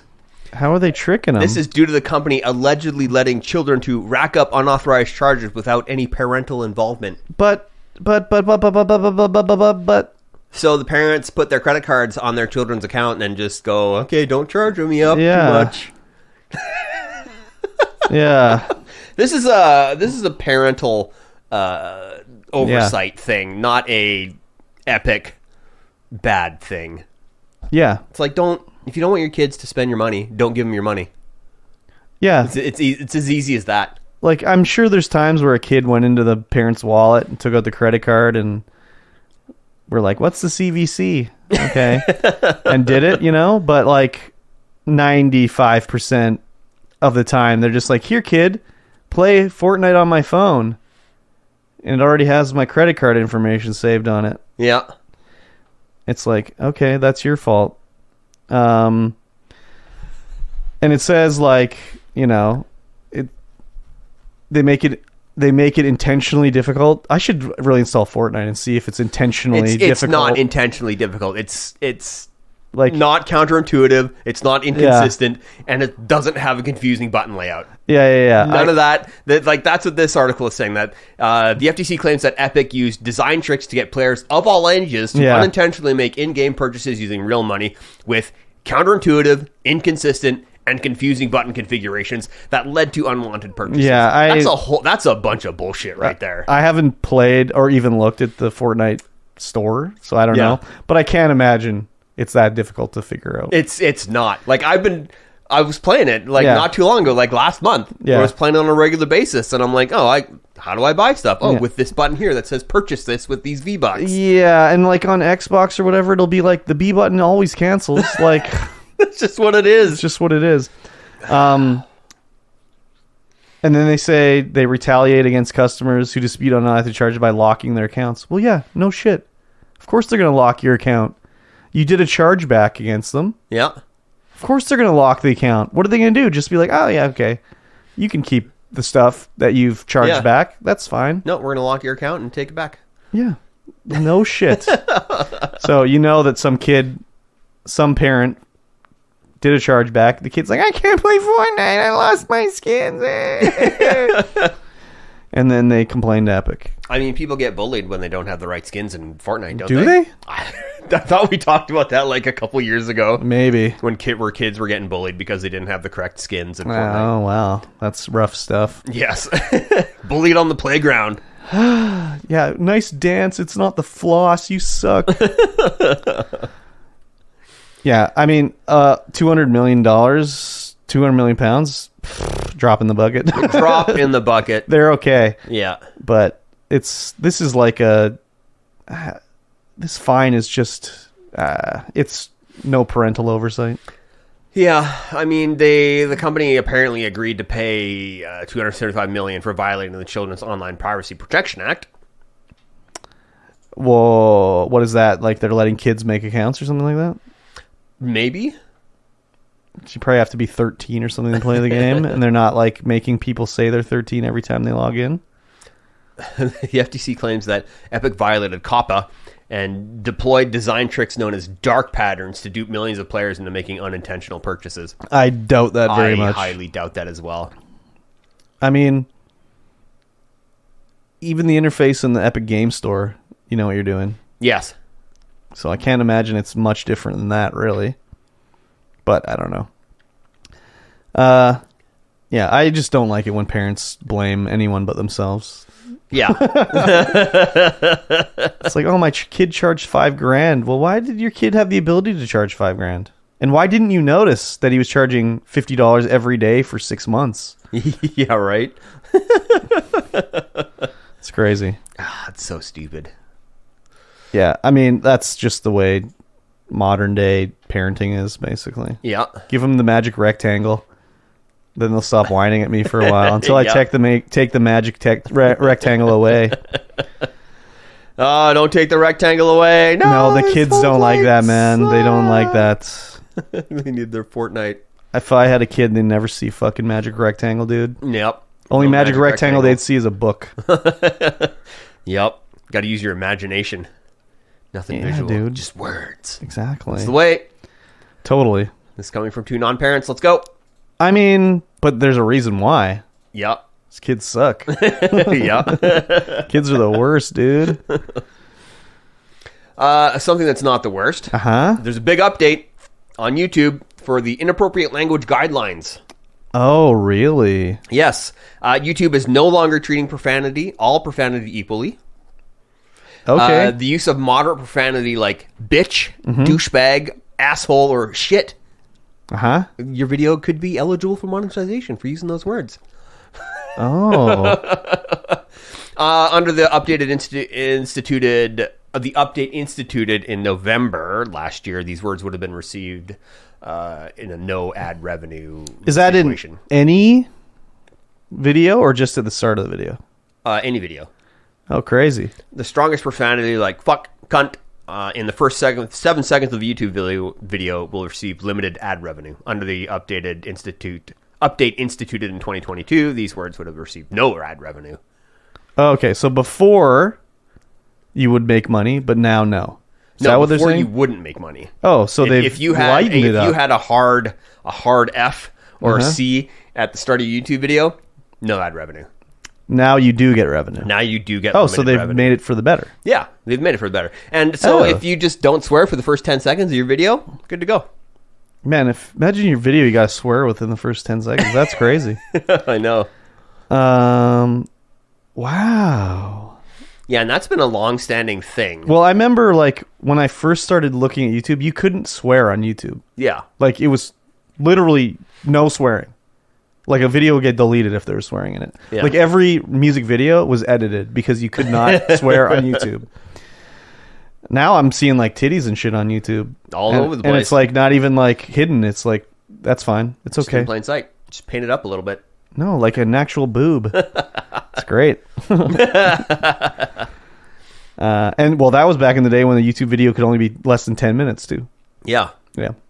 It's crazy. Times have changed. Times have changed. Now there's like 10-hour long music videos. Oh, 10-hour long videos of that. just bacon pancakes. That's just it. Bacon pancakes for 10 hours. That's why DSP has 10,000 videos on YouTube. Yeah, because he was uploaded a playthrough of a game that lasted 20 hours in 10-minute segments. That's the way to do it. That's how you get your money. He made a lot of money back in the day when they first monetized videos of gameplay. Because at first you couldn't earn money on gameplay videos. Yeah. It was no monetization. He was making 6 figures a year doing that shit and saved nothing. No, man. Saved nothing. Just cracked packs all day long. I think back then he just bought trash. He wasn't like doing like we're getting the DSP talk here. Actually, we will do a DSP talk here. Are we done talking about YouTube's monetization here? Sure. I'm gonna talk about DSP for a bit here. Yeah. Okay. So back in the day, like you said, he made 6 figures a year, but he would just buy like whatever. He'd go to the store and buy like 30 DVDs at a time, or like, I need all these Street Fighter statues. It's just like junk, right? Yeah. Saved no money, and nowadays he just plays WWE Champions and spends all the money on that. Just whales it up. Oh, big time. He's such a whale in WWE Champions that when you're not allowed to change your name in the game, first of all, but his name got out, so they let him change his name. And they also let him change his name to something that's not, it's the max length of a name in that game is 12 letters. Yeah. They let him do 13 because that's how big of a whale he is. Wow. But he was recently on the Side Scrollers podcast, which is the Stuttering Craig, who used to do Screw Attack back in the day. He restarted the podcast called Side Scrollers, and they had announced, just as a thing, like, he was like, oh, I remember DSP from back in the day. Like, let's get him on as a guest, because they'll have their regulars on there, and then they'll have a guest, and they'll just talk about gaming-related stuff. Yeah. So they announced, like, oh, yeah, I'm going to have DSP on the show. And it was just going to be him on the show, and they'd be like, oh, yeah, so did you hear about, like, the Street Fighter 6 alpha? And the word got out that he was going to be on the show, and they were like, no, you can't have DSP on the show. He can't just be on as a guest. You have to, like, interview him. Because he's been asking for an interview for, like, since November, where he wants to get on a show and do an interview, and he can answer the questions. Oh, we should do it right here. We're right on the StreamVoid podcast. No, he can't do any clout chasing here, so he won't do it. Oh. He wanted to have someone bigger than him do it. Oh, so he could do his side of this. Huh? We are bigger than Oh, him. we are? Yes. Oh, wow. I didn't know. I wish, dude. We have a bigger podcast than he does. Well, our podcast actually goes on in podcast feeds. So, yes, you're correct. Because he just does his, like, daily therapy session and call it a podcast, but it's only a video on YouTube. So, he's been wanting an interview. He really wanted Moist Critical to interview him. Oh, Moist boy. Moist was watching DSP videos, and he was just like watching the video, and everyone's like, oh my god, he's just begging for money, and Moist was just like, yeah, that's what he does. He just begs. That's just DSP. Just him. It's just a sim. So DSP watched the video, and he's like, yeah, Charlie's right, that, I'm really disappointed in the way I've been acting and begging and everything like that. I really want to make a change, because he thought if he like kissed Moist's ass, he'd be like, oh, let's have him on for an interview. And Moist is like, I'm not interviewing him. Excuse me. So he's been wanting this interview for a long time. So now they were going to have him on Side Scrollers, and everyone's like, it's an interview now. And he's like complaining, like, I'm still going on, but it was supposed to be just like us having a good time and discussing, but now it's going to be an interrogation of me. I'm going to go on. And the way they played it, the Side Scrollers guys, before they did the actual interview, was beautiful. Yeah. Because they would say, like, they were on Twitter, the guy starting crazy, like, I keep getting sent all these videos of like the people saying that this weird stuff the DSP does, and there's like no proof of it. Like, I don't know what's going on. Like, they're saying he spends all this money, but there's no proof of it. And like everyone that's like a detractor to DSP, that's what he calls the people that don't like him, are detractors. They're just like, this is going to be a softball interview. Because he did do an interview with the Quartering a few years ago, and it was like a total softball interview where he didn't follow up on anything. Yeah. He'd just ask him, and DSP would do his lies, and then he'd be like, oh, okay. So they're like, this interview is going to be a waste of time. Total softball interview. And it started off as a softball interview, but like, oh, DSP, tell us your history of YouTube and, whatever. And then it would get into be like, well, DSP, like, what about this clip here last year? You say you don't do any of this racist humor anymore, but what about this clip? And they show a clip of him playing As Dusk Falls, which I played on the stream. Yeah. And there's a part where, there's the wife and husband with their kid, and the kid's there's a whole hostage thing, and the kid's going away. And so she's half black, half white, interracial. And he makes a joke. He's like, oh, okay, grab her up, kids. Grab her up, guys. We're going to sell her off to the slave trade. And it's like, what the fuck are you saying? And he's like, oh, it's just a stupid joke. It wasn't meant to be racist. It might come off racist, but it was just like accidental, you know? It was just accidentally racist. And they kept going on to all the shit and digging and digging and digging for 5 hours. He was on there for 5 hours. Wow. And it got to the point where they're like, okay, we're going to bring on, we got another guest that we want to talk to you. And they brought on Keemstar to talk to him. And he fucking hates Keemstar because Keemstar offered, he wants to do a podcast that's going to be DSP, Wings of Redemption, and Boogie. Yeah. It's basically the LOLCal podcast, but he wants to pay them. He wanted to pay DSP $50,000 up front to be on this podcast, 25% of the show to be on this podcast weekly. Yeah. And he refuses to do it. He'll be like, DSP's trash. It's his blood money that he's doing and blah, blah, blah. And, you know, look at all these videos of people saying all this bad stuff he does. And the side trolls are like, well, DSP, you just said that people watch these videos about you that are all slander. Like, why do you take the videos about Keemstar as truth? Like, he's like, well, I guess you're kind of right about it, whatever, you know, blah, blah, blah. And just goes on for like 5 hours of this. And, you know, he's saying like, you know what, Keem, you know, yeah, you know, maybe I've been a little, you know, not too good to you in the past or whatever, you know, and being all nice to Keem and nice to these guys. He gets off the podcast. He goes to his show and he's just like, that Keem is a piece of trash. And just back to his old stuff. Oh, man. This guy. Yeah, man. Like, they asked him, like, one of his things is he had his girlfriend, Panda Lee, yeah. and they started dating when she was like 18, mm-hmm. and he was like, whatever, 28 or 9 or something like that. And it's like, obviously he was talking to her before she turned 18. Yeah. So they brought up the thing about like how she's underage and like, you know, that seems inappropriate. And he's like, no, I never talked to her, blah, blah, blah, blah, blah. So literally one of the last things he always says stuff like, I can't talk about this. It'll hurt my family. I don't want to give away private information. Because one of the things is like, just show us your account on, you know, WWE Champions. Then we'll know it's not you. Like, that's all you have to do. I can't, they'll use the personal information to attack my family. I can't do it. And so literally the last thing he says on the podcast is like, you have any last words, DSP? And he's like, I did not groom Panda Lee, and my wife has a restraining order against her ex-boyfriend. And it's like, what the fuck are you talking about? Like, why would you bring that up as your last comment in this fucking podcast? Because no one knew about the restraining order on his girlfriend. So now they have another thing where they can dig around to find this restraining order about. He just digs his own hole, man. Anyways, yeah. It's like, I regret ever seeing my first video about DSP because now you're invested. He's such a piece of trash, basically. Yeah. But it's like a car crash where it's like, I gotta see.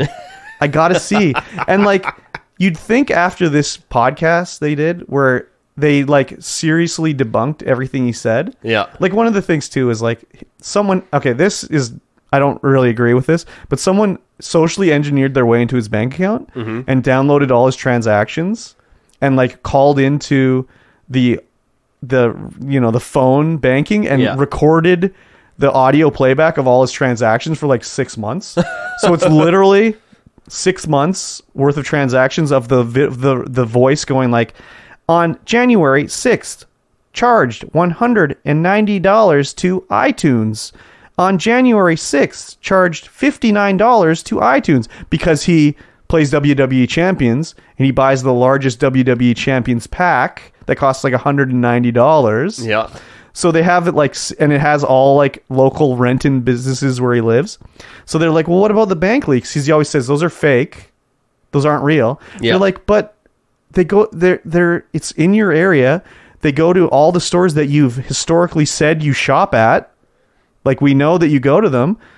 So, like, what's the deal? And it's like, oh, well, they just use someone's similar account to mine. It has, like, payments from YouTube on there and stuff like that. So you'd think, like, after this, like, okay, maybe some of these guys that watch him have been like, wow, he's been lying to us the whole time. No, his first stream back, $200 worth of tips. He made his tips goal and everything like that. But the Side Scrollers show, they made, like, 10 grand. People were just...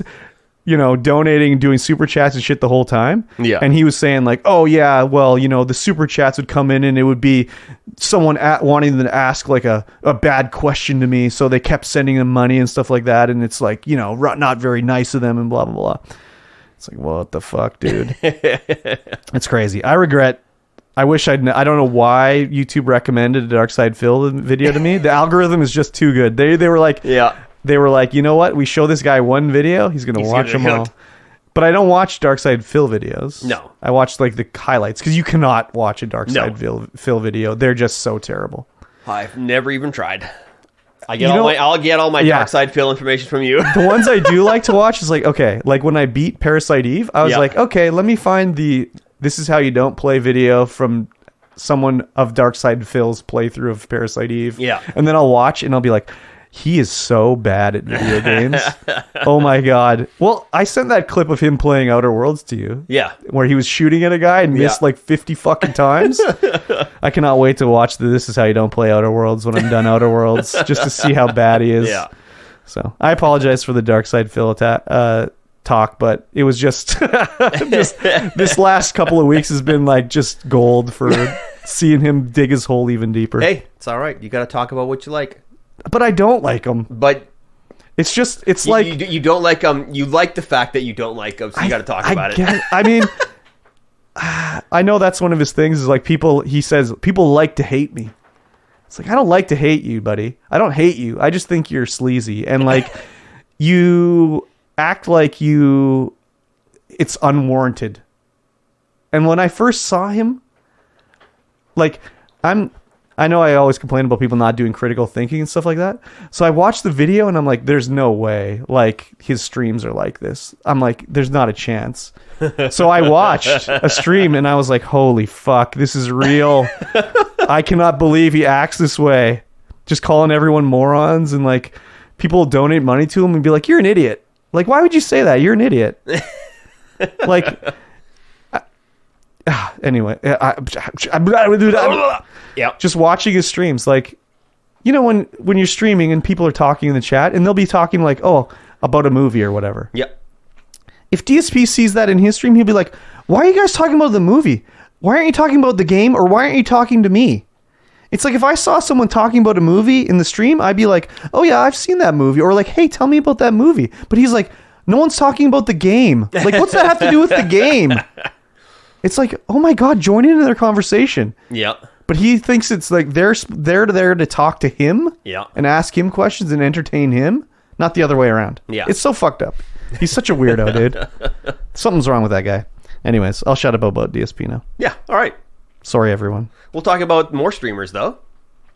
No, I don't want to, though. Streamers are the worst. The Streamer Awards happened. Oh, the worst streamers. Oh, no.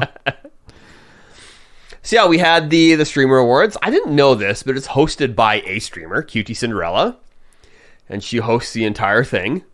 Does she own these or something like that? Yeah, she's the one who puts them on, which is I didn't know that. I was like, oh, I'm gonna make I thought that was actually done by some like company or something like that, but no, it's just Cutie Cinderella. I'm gonna make my own Streamer Awards. You could. They're called the Streamies. You could totally do it. Okay. And so, yeah, they happened. All the winners are announced, and we got a list. There are 28 categories. Okay. 28 different categories. Okay. So we're going to go through these. Yes. And we'll do a comparison to see how many we know. Yeah. Yeah, for sure. In each category, right? Just to see who, like, I'll be like, what the fuck? Who's that? Anyways. Best. So before we go, okay, did you watch any of this? I watched a lot of the red carpet interviews because it was Ludwig and what the hell's his name? I don't know. The other guy. Sure. Hang on. His name's down here somewhere. The other guy. Ludwig and Hassan doing interviews. Oh, no. Together. Oh, but then it was no. also... oh, no, I can't remember her name either. A female streamer? Female streamer, yeah, Pokimane. with Tourette's. Oh, Sweet Anita. Sweet Anita, yeah, it was Sweet Anita doing interviews as well. She's pretty funny. Oh, she's hilarious, dude. Yeah. I like Sweet Anita. Yeah, she's great. Yeah. I don't like Hassan. I'm not a huge fan of Hassan. Some of the worst takes I've ever heard. I really do like Ludwig. I've only ever saw the part of his 24 or his subathon where they were sitting in a gym, not even talking or doing anything, just looking at their phones. And I was like, people are subbing to this? Yeah, the whole, Ludwig and Hassan did some of the cringiest interviews. Oh, I'm sure. Oh my God. Well, why they're streamers. They've never had social interactions with a real person ever. They talk to a camera all day long. Of course they don't know how to talk to a real person. Somebody stole Ludwig's vehicle. They stole his purple or his YouTube mobile. Yeah. I was like, what? Oh, well, whatever. Yeah, they stole it right out of his compound. Nice. It's crazy. All right, so let's start at the top. Okay. We'll go with the best MMORPG streamer. We all know who this is. Okay. So this is all voted on by fans. It's obviously not the best player. No, it's not the best player. It's not the best streamer. It's those voted by fans. It's all fan-based, so there's nothing like objective. Asmongold is by far the worst WoW player I've ever watched. He's terrible. Well, but he's the best MMORPG streamer. But he's bad at all games. He's bad at games, yes, but he's the best He also has really bad takes nowadays. His takes have gone really downhill. So he's terrible. Most entertaining? Maybe. Yeah. But, like, he's a terrible MMO player. Yeah, the other three people in here, Bodhi, don't know him, Maximum, don't know him, and Svand. I know Svand because he's part of, like, Asmongold's OTK group. Yeah, he's part of OTK. But I don't know Bodhi or Maximum either. No, me neither. No surprise Asmongold won. Of course, all the Coomers voted for Asmongold, so, like, no surprise there. Next up was Best Souls-like Streamer. Wow, what are these categories? Yeah, I have no idea. And the winner of that was Miss Mika. Never heard of her. And then the Distortion 2. No idea who that is. Lil Aggie and Lobos Jr. Never heard of any of those people. Never heard of any of them. No, me neither. Oh, okay, here we go. So our friend, Master of None, will like the result of this one. Yeah? Yes. Best art streamer? Yes. Winner, Meat Canyon. Meat Canyon, yes. I don't know who Meat Canyon is. I've seen some videos of Meat Canyon. Yeah? Then it was also Diariku, Rubber Ross, and Neon Beat. Yeah, I know Rubber Ross, but don't know any of these I don't know any of these people. So far, I've known one besides... I've known Svand and Asmongold and Meat Canyon. That's it. Yeah. Best strategy gamer. Okay. Wow, this one's crazy. Like, what's his name isn't even listed here. Who's that? God, the guy that always gets upset. He's really buff. Ugh, and he plays Dota or League of Legends. Tyler won. Yes, Tyler. Yeah, he's down below. Oh, is he? Yeah. Most rage-filled stream? Yeah, he wasn't nominated for the best strategy game stream. Something else. And the only one I know out of here is Skara. I don't know any of these people. Winner Box, K3 Soju, Skara, D Kayed, and Gorg C. Gorg C?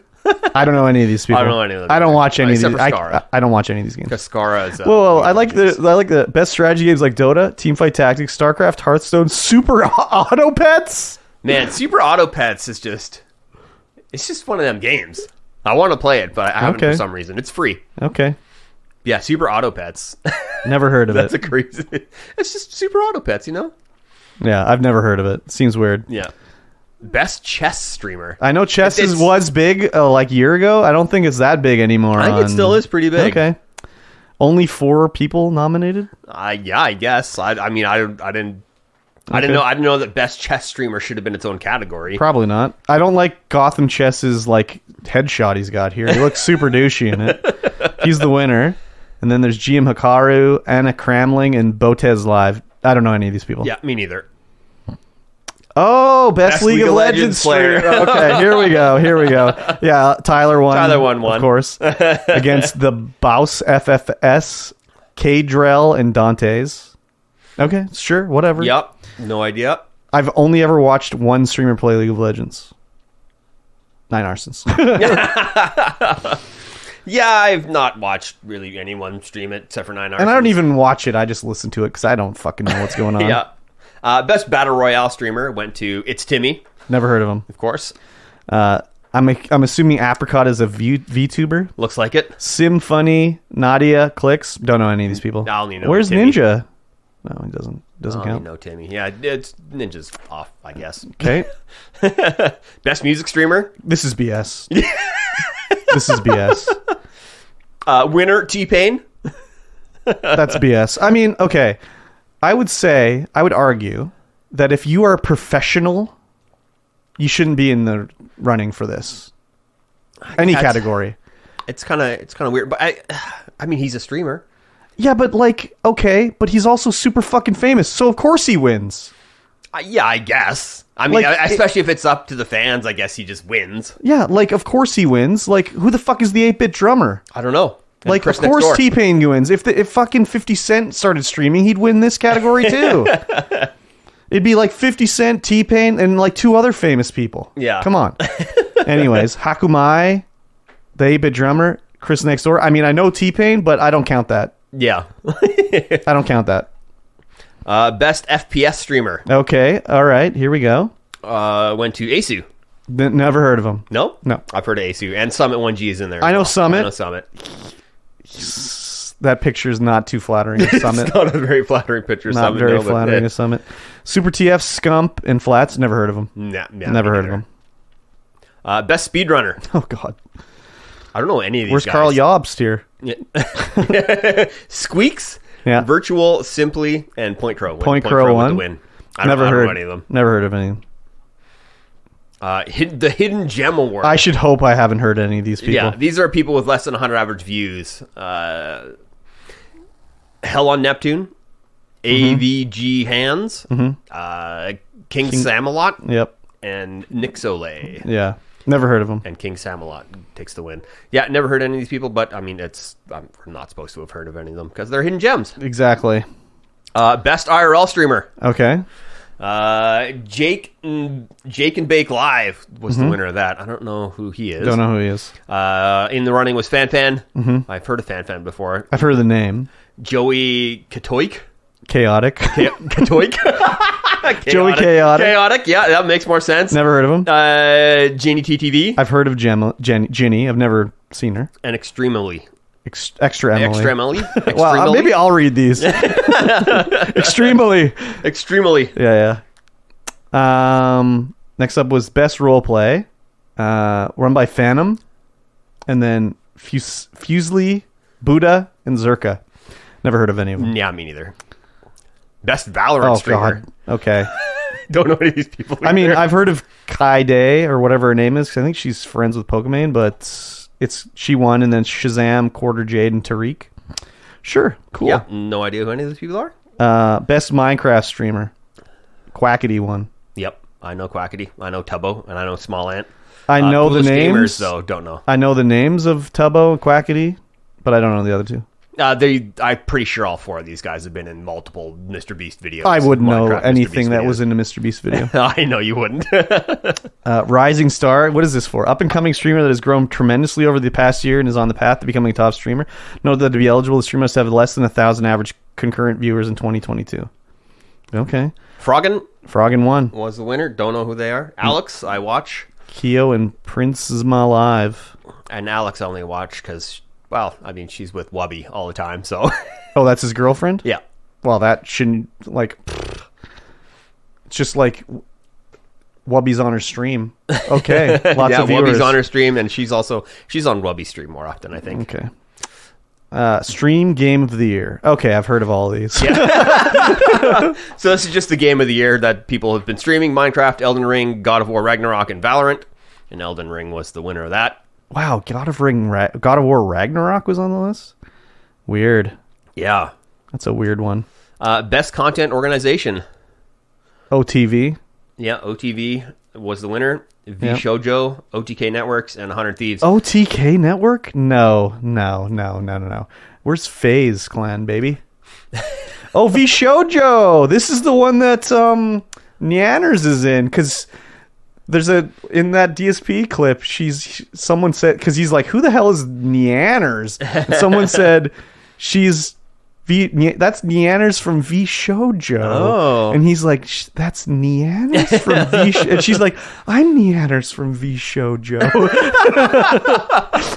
So there's only one thing different in here than last year, and that's Shoujo. What was in there last year? Everyone else was in here in the running last year as well. Yeah. But I don't know who was in here other than Visojo. Yeah, I don't know. Can't remember. Because Sweden Ida did the presentation for this last year and totally monkeyed it up. It was great. Of course. Best philanthropic stream event. Yes. Holiday Charity Week. From the Roomies. Build Against Cancer. From Dr. Lupo. Oh. Thanksmas from Jacksepticeye, and 500-mile cyclothon by Sea-Dog VA. And Sea-Dog VA was Well, there. I know Dr. Lupo and Jacksepticeye. I know Sea-Dog VA. I don't. Does he voice act? Yes. Is that why it says VA? Probably. But he does a lot of stuff with Ludwig, so that's why I know him. Oh, best VTuber. I don't know. Oh, best VTuber. I don't know any of these people. I know Iron Mouse just because she's with Sea-Dog and Ludwig all the time doing stuff. Never heard of him. V-Bay, Shy Lily, Shutu, Shucks2, Shy2. I don't know. Yeah. Neanders better be here next year. It's the only VTuber I know. Best stream event. What? Yeah. Germa baseball stream, Mogul chess boxing championship, Point Crow party, and Camp Nut. And the Mogul chess boxing championship. I didn't. Was the winner of that. I didn't see any of this shit. What is this? Is this? It's like chess? That's Ludwig's event. The chess boxing. The chess boxing one. Never heard of it. Yeah. I don't know. I think it's worth a watch because it was actually really good. It was well presented, well put on. Yeah, I guess so. And it was kind of funny at some of the spots, especially with if you watch the highlight where Ludwig narrates what's happening in this current moment in time, what he's thinking about. It was pretty good. Like his play-by-play?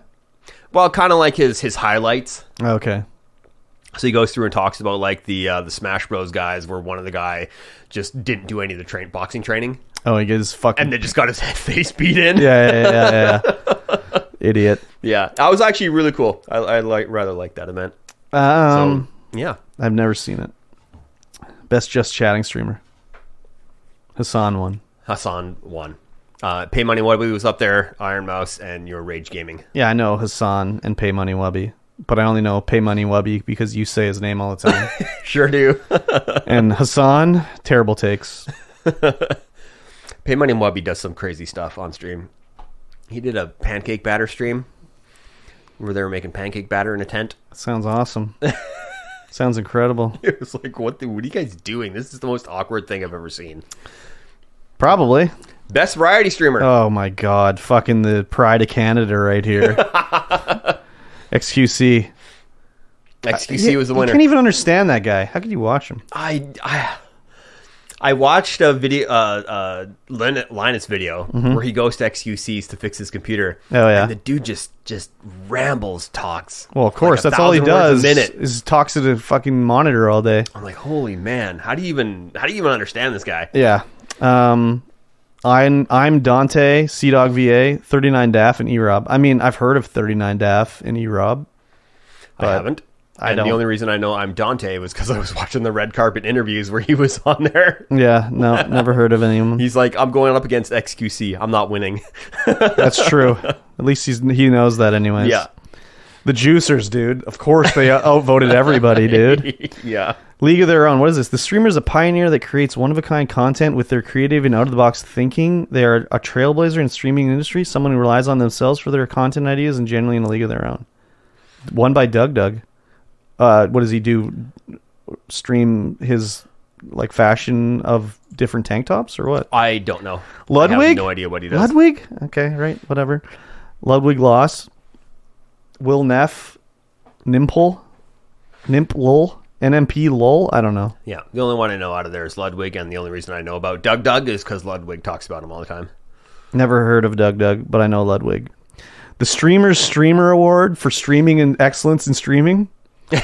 Favorite streamer that streamers like to watch is voted live by the streamers at the show. Pay Money Wubby. Of course. Okay, that's cool.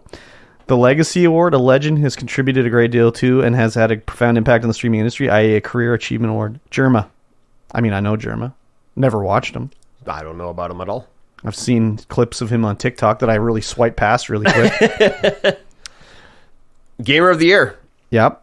Won by Tens. No idea who that is. But Don't know. Tarek, Asu, and It's Timmy are in the... Don't know any of them. Don't know any of them. This last one, Streamer of the Year. Oh, God, of course. Kai Cenat won. I can't believe he beat XQC in German. I guess he has the most subs of all time now at one time. He's set the world record. Yeah. Have you seen any of this clips of him doing this streamathon? There was some girl, like there's one clip of him getting jacked off on stream. Oh, yeah? Like he's behind the bar and there's a girl standing next to him, but you can see her arm going up and down behind the counter. He had people coming into the stream, like he had medieval people doing sword fighting on the stream for him. And he bought like the Iron Man armor that he was wearing on stream and shit. So the Streamer of the Year, he won. XQC, Germa, and Hassan. How could Hassan win Streamer of the Year? I don't know. What does he do besides sit in a chair farting up his room all day? I don't know. Oh, he's live right now. Oh, damn. 2.5 million followers. Yeah. Terrible takes. That's the Streamer Awards. I'm happy I didn't watch it. Because I'm sure I would have died of secondhand cringe. There's so much cringe that happened. I would have died just instant, just expired. Soul leaves body, floats up to heaven. Definitely. I watched a bunch of the red carpet interviews because all the stuff with Sweet Anita was hilarious because her thing was it'd be like, what do you smell like? Yeah, I know. Can I get a little sniff? Yeah. It was so funny. Yeah. She's funny. Yep. I wonder if she plays it up now though. I don't think so. Yeah. I saw a clip of her where she can say banana now. And she's like crying because she could say banana. She's like, look, I don't tick anymore when I say banana. And she's like crying like I can say banana. I watched a video where she does the alphabet. Oh yeah. And her ticks just go off the wall from her anticipating the next letter. Yeah, exactly. It's so funny. Exactly. Yeah. Cool. Yeah. You're going to have to tell me about this next one because I tried to avoid it. Moist Critical versus Sneeko. Yeah. I mean, I saw the clips, I guess. Yeah, apparently Sneeko took a shot at Moist Critical and Moist Critical just rebutted him. Well, the thing is like, I saw a bit of it, I guess.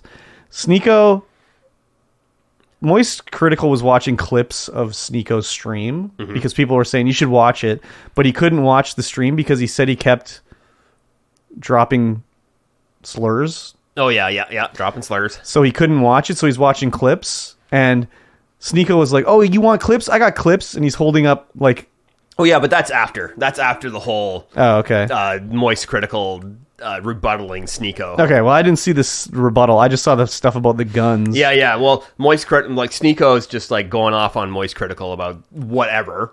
I can't remember what, and then Moist Critical does his Moist Critical thing where he's just like very eloquent and how he rebuttals the guy and just takes him down and is like, and all that. And then of course Sneeko is just like he gets really angry at that. Yeah, and he's like it's just a one-off, and then he just goes off like I'm gonna come down to Tampa, I'm gonna shoot you, I got my guns. Yeah, and then Moist's like, you're an idiot. Those aren't clips. These are called mags. And he pulls out his gun like, see, this is a mag. And also this is a mag. And he pulls out like his assault rifle. Yeah. It's like, yeah, you could come down here, but I'm fully strapped, so don't worry about it. It's like, holy fuck, America's crazy, dude. No, that's insane. Yeah, but yeah, Sneeko's just threatening to kill him on stream. Like, what would it be the equivalent in Canada? Like, here's my machete. Yeah. That's not a knife. Yeah. I've got a nice knife that I'm going to come down to show you. So ridiculous. Yeah. Yeah, just crazy. I guess guns are illegal in America. I just don't understand how you could show guns on stream and be like, yeah, that's acceptable content. And it's like, oh, you're just showing a loaded gun on stream. Yeah. Like, where's your safety? Like, what the fuck is going on? You don't need safety in America, dude. It's the Second Amendment. You can have as many guns as you want, dude. You don't need to do anything with them. Can I do that on my stream too? No, because it's not legal in Canada. It's not legal in Canada to show your guns on stream? Hell no, dude. You can't have it in your house unless it has like locked away and have a fucking trigger lock on it and all that shit. Well, yeah, I mean, the gun safe's upstairs. You just go in there and be like, hey. Ooh. No. Don't do it. It's ridiculous, dude. Yeah, that's some ridiculous drama. I'm like, okay, you guys are insane. Yeah, well, insane. I don't know if... Yeah, I guess they're both insane, probably. You have to be insane to be, like, fucking streamer that big. Yeah. You got to be off the deep end. I've never heard of this Sneeko guy. I don't know why. I don't know. Is he a big streamer? I don't know. I don't know. But, like, why would you even, like, respond to him if you're moist critical? I don't know. I don't understand why you would get into it with someone. Yeah, I don't I know. think that's interesting. I guess that's how you become as big as moist critical. Yeah. Yeah, I was talking on stream about how we could become huge streamers. You need to have drama streams. Yeah. So we're trying to plan out what we're going to do a drama stream. And it was like invite someone over to the house and have them trash it and secretly stream it. Yeah. And have them like just call you slurs and stuff like that and slap you around and stuff like that. But then secretly pretend to like it, you know? And then the other thing was like, well, I was talking about our friend Master of None and how we do an IRL stream and I'd make her go on a hike, but then I'd be like, come on, you fucking shorty, like hurry up. Why are your strides so short? Why don't you grow a little bit? You're falling behind. Like, get out of here. What the fuck is wrong with you? And then it just, just put that on live stream fails. Yeah. Instant success. Exactly. That's all you got to do, man. Yeah. So I'm going to be famous in a few months here, and I'm afraid I won't have time for you anymore. Just so you know. Just so you know. Got it. Good God. Oh my gosh. Oh yeah. Yeah, don't be an idiot on stream. Don't be a Sneeko. Don't be a moist boy. Or you could be a moist boy. The chat is saying Sneeko's an Andrew Tate enjoyer. Ah, yes. So that explains a lot right there. Yes. So that means he's 5 feet tall and he's balding. Yeah, I mean, so is moist critical, but he's not balding. He's I think he is tall. balding, dude. That's why it's so long. It's to distract your eyes. Compensate. He also wears a hat, doesn't he? I don't Does he think wear so. just his like stringy ass hair everywhere? He just wears his stringy ass hair everywhere. Yeah. He's not an Andrew Tate enjoyer, though. No, he's not. God, imagine being an Andrew Tate enjoyer. Yeah. If you enjoy Andrew Tate, you can unfollow me right now. Yeah, just go away. Or Jordan Peterson. If you're a Jordan Peterson enjoyer, you can just go away. Yeah. I don't need to talk to you. Game Club. Yes.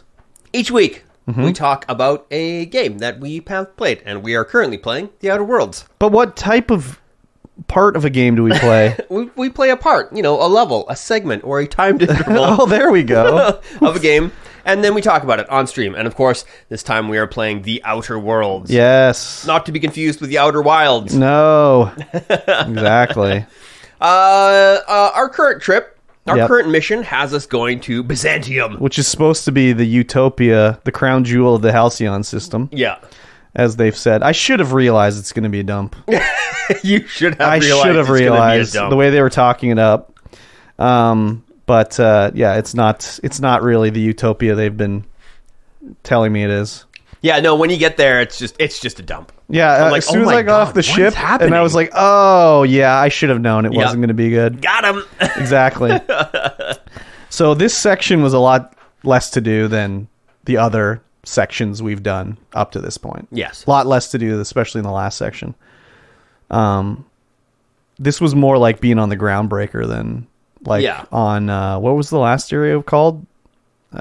Monarch. Monarch, yeah. This is more like being back on the Groundbreaker. Except not as good as the Groundbreaker, I didn't feel.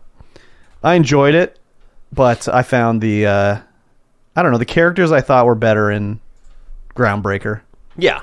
I mean, there's not many characters here to really talk to. That's one of the things I'm noticing about this game. Like, it's kind of like, it's like Fallout, sort of. But it's like, there's a lot of people in the game that are just NPC 1, Yeah. There's not a lot going on, If you play Fallout, like, or whatever, Skyrim, it'll be like, there's the NPC of, like, whatever character, and it's like, they have a thing they do throughout the day. So they'll wake up in the morning, they'll leave their house, they'll go to the well, they'll get some water, then they'll walk to this store, hang out there for an hour, then they'll go to their job and they'll work there for 8 hours, and then they leave and they go to this restaurant, and then they go home. Yeah. No one ever moves in this game. No, everyone's always in the same spot. Unless it's like a quest, like a quest NPC. Yeah. Then they might move to a different location. But yeah everyone just like Buddy's working in the office for the last 30 hours. He never moves. Yeah. So it's whatever. It's disappointing that way, but it's also like a smaller scale game. Yeah. So I'm hoping the sequel will be a little more expansive for that kind of thing. Yeah. There was, we're doing a few missions around the thing, doing this stuff. It's typical, like, I knew there'd be like, okay, we're going to go in the sewers, and we're going to do a mission down in the sewers, and, I didn't do any missions down in the sewers. You didn't? Nope. What did you do? I smooth talked my way in. Oh, well, there was another quest that you had to go down there to do something else. I didn't get that quest yet.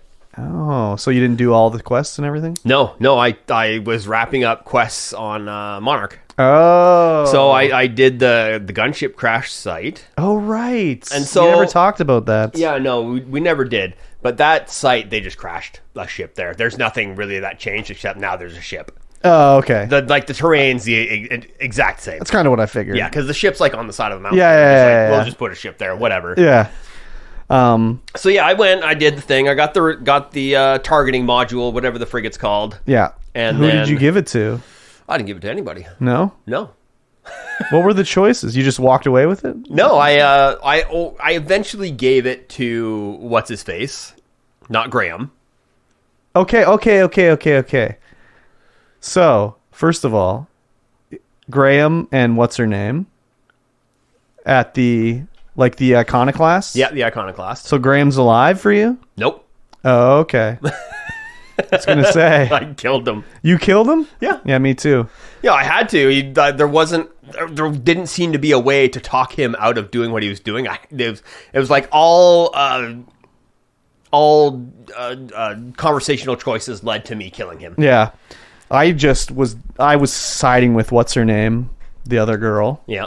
And he was like, okay, well, I guess we're going to have a battle now. Blew him away. So who did you give it to then? I gave it to Sanjar. Yeah, me too. Because I was like, Kate, you are now working together. Yeah. I did that too. Well, there was the whole thing where you went into, I can't remember the name of the city, and you find out that Graham was the reason for the slaughter and everything like that. It's like, oh, well, you fucked up, buddy. Yeah. So I put, Sanjar in charge, and they're going to work together. I did the same thing, basically. Yeah.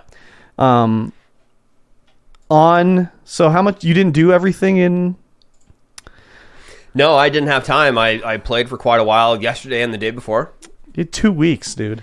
Oh, I know, but I didn't play until like yesterday and the day before. Okay. Well, I'm going to talk about some stuff that happens. Okay. I got asked to do a quest by someone. Okay. So we had to get the drugs to give to Phineas. Yes. To do this, basically. Did you get 100% of the drugs? I did not. Yeah, I took only 27.32% or whatever it was. Yeah. I let those guys live. I give the drugs to Phineas. You go back on your ship, and one of the women that works for... What company was she working for?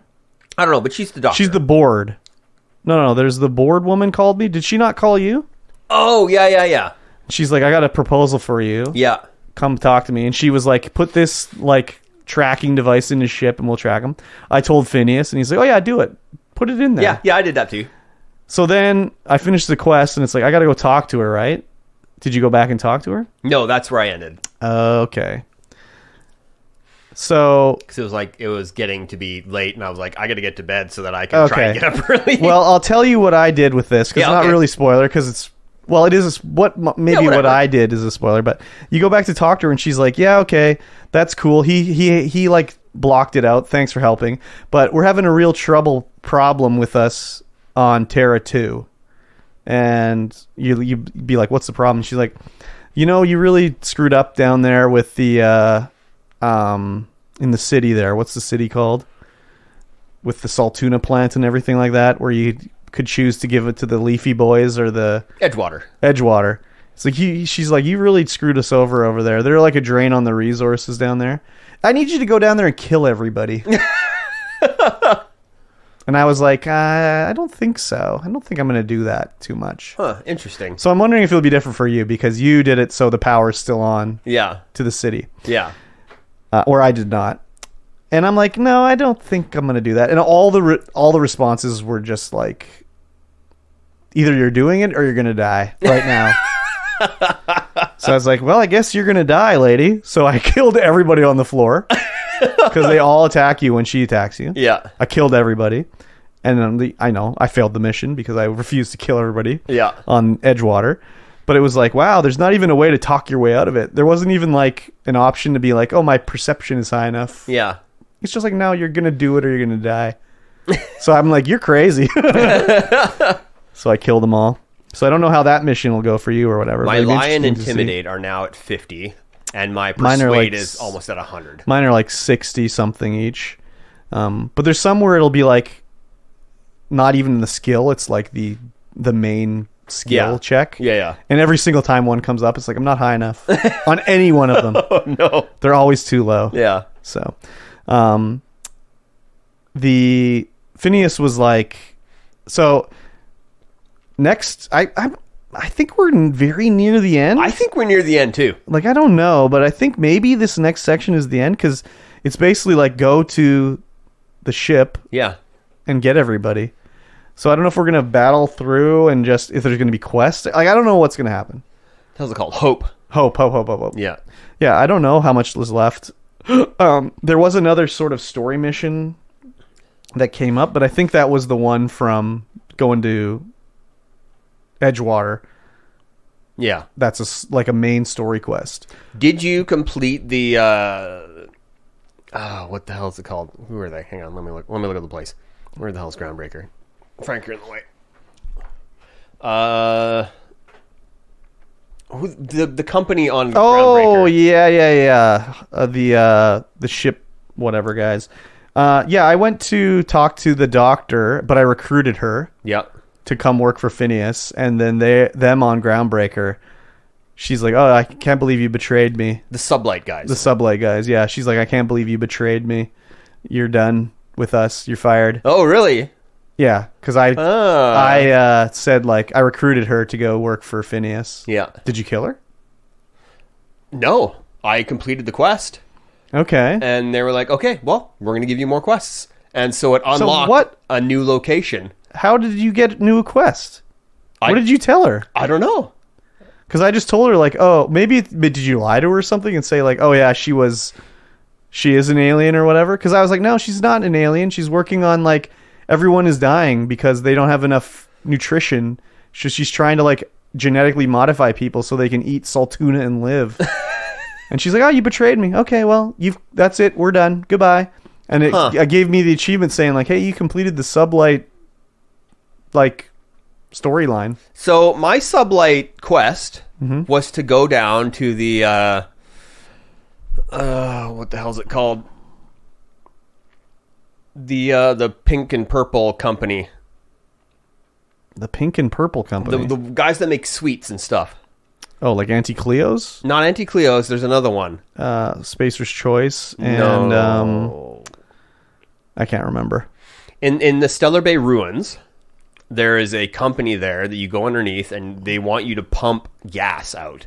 Yeah, and then you sell the gas. Yeah, I did that. Yeah, so I did that. Yeah, went back and sold the gas. Maybe I wonder if it. I do know things change if you don't read everything. Yeah, like if you don't find a certain terminal and learn some information, like you don't get some dialogue options. Huh? Because I've been, quote unquote, reading it all. I've just been scanning through it and being like, hey, what's this? Just to make sure there's nothing I'm missing, right? Because there was one later bit where they're complaining, like, I want to get in back to talk to somebody, but I can't unless a girl lets me through the door. Yeah. But the only way... I read a terminal and she was complaining about something, and then because I read the terminal, I had the option to be like, hey, what about this? And she's like, oh, okay. Oh, yeah, that was the most recent one on Byzantium. Yeah. Yeah, where you can get down into the lab. Yeah. But if I hadn't read the terminal, I wouldn't have had that option because I wouldn't have known that. Yeah. But I know that for that, I read all the terminals, and it said stuff like how she's working on trying to fix... People are dying because... they don't get enough nutrition from the food that's grown on these planets for whatever reason. Yeah. They don't really say why. But people are going to start dying because there's no nutrition, and that's why these doctors are all in stasis, is because they're testing the genetic changes on them, and they're not working right, so they have to be like put into deep sleep. Yeah. Otherwise, they'll die until they figure out what to do to fix them or whatever. Yeah. So you got the gas. Not the drugs that helps Phineas, but the gas from that the sublight guys wanted me to get. Yeah, right. Yeah, so I got that, went back, completed that quest, and they're like, okay, well, we got more stuff for you to do. I'm like, okay, cool. And that unlocked a new location. Well, isn't this the assassination mission where you're supposed to go kill the doctor? No. Oh, well, what did it unlock? It's a relay station. There's a satellite that's orbiting another planet that you can go to, and they need you to get they want you to claim it for the sublight so that they can salvage it. Yeah, but you go there and you meet the doctors that are in stasis, right? No, there's nobody there. No, but there's doctors in stasis. Is there? Yeah. Huh. And then after that, you get to go talk to her, and she'll be like, oh, she's like an alien invasion. And then you have to go kill her. Huh, interesting. Yeah, then, I'm not quite all the way through but that one. I thought you said you recruited her. No. Well, when I said I recruited the doctor, you said you did the same thing. Oh, no, the other doctor. Oh, you're talking about Ellie? Yeah, I'm talking about Ellie. Oh, no. Okay, sorry. No, there's another doctor where the sublight woman... Okay, I did do this then. Yeah, okay. Okay, we're a little confused. You went to the satellite then. Yeah. We're a little confused here. Yeah, we find the information that this doctor is working on fixing people, but what's her name from Sublight thinks she's an alien. It's an alien invasion. So after that, then you go and you can recruit this doctor or kill her. She wants you to kill her. And I'm like talking to her, and she's like, I'm just trying to help people. So I'm like, okay, go. I won't kill you, but you have to go work with Phineas. And she's like, okay. And then when you go back to the Sublight woman, she's like, okay, that's it. You're done. You're out of here. Okay. So we were a little confused there. Yeah. About where each other that's the were. HRS 1084. Station. So you're satellite. Like, you haven't quite completed the mission. No, I haven't quite completed that. That's where I am right now. Oh, okay. Wow. So confused. I still have not had the loyalty mission from Dipshit come up. Nope, me neither. But I never use them, so... I've got Ellie's that just came up because we visited Byzantium. I did Ellie's as well, where you're supposed to hack the computer to get her money or whatever. She's just like, hey, we'll go visit my parents. Hey, be rough. Yeah. Be a little rough around the edges. I did. I was like spitting on the floor and shit like that. So I completed hers. I completed Parvati's. I completed Nyoka's. I completed Vickers. I haven't done... What's that dipshit's name? Fingus? Yes, Felix. Felix. He's the worst. And I never use Sam. So. Yeah. He just seems boring as hell, so... I wonder if he will have a I would quest. think so. It'll probably be something to unlock, like her a personality or something, but he's so boring as it is, I can't use him. And Felix just sucks. An idiot. Sucks, so I can't use him. But yeah, I got the stuff for Phineas, and he's like, all right, you need to go there. They're probably going to be waiting for you, so get ready to fight your way through. Yep. And that's next up, so... I don't know if there's going to be too much more after that. Yeah, I don't Seems think there like is. That was the penultimate area. So yeah, we'll see. But I enjoyed it. It's again like, I'm still enjoying it, but it's like you can tell like it's not quite on the level of Fallout or Oblivion or Skyrim or whatever. No, it's just a little, it's lower budget. Yeah, still looks nice. Gunplay's pretty fun. I enjoy the characters more or less. Yeah, but. It's just kind of like, whatever. Oh, did you do the retirement area? No, that's one of my questions. Oh, man, okay. So.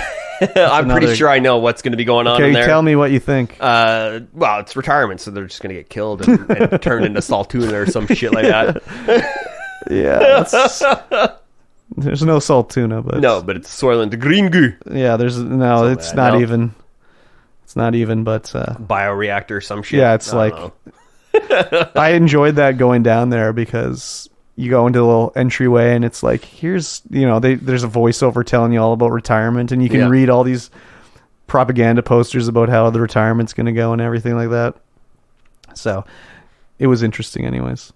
Yeah, I just talked my way into every area. I found all the disguises and I didn't find the disguises. Was able to just get in super easy. I didn't find the disguises. Or but maybe I found one. Did you go? But you went through the underground, right, to get into the place? I was in the underground for at least 2 missions. Yeah, the disguise is underneath there. Oh, maybe I missed it. I don't know. It's in a locker. Oh yeah, which you can't open. Oh wow! So it's just like it's cracked open a little bit. Oh, so you can like sneak a peek into it. Sneak a peek into it, and you can grab it. Wow! And so that allowed me to get into the chairman's office super easy, into everywhere super easy. I got into the chairman's office super easy. I just, what was it? I opened the door, and I talked to the guy about his stationery or something like that. So when I opened the door, he's like, "Hey, what are you doing?" And I was like, "Oh, nothing. But hey, it looks like they're messing with your papers over there." And he's like, "Oh my god!" And he like went back and let me go in there, no problem. And I went through the broken wall into the chairman's office. I was like, "Key card? See this? That just lets me get into anywhere." I'm I had the key card to the old guy's office, the guy that was fired. Yeah. Yeah. I went in there and through the hole. Yeah. But he didn't question me when I went in there. He did question me. He's like, "What are you doing?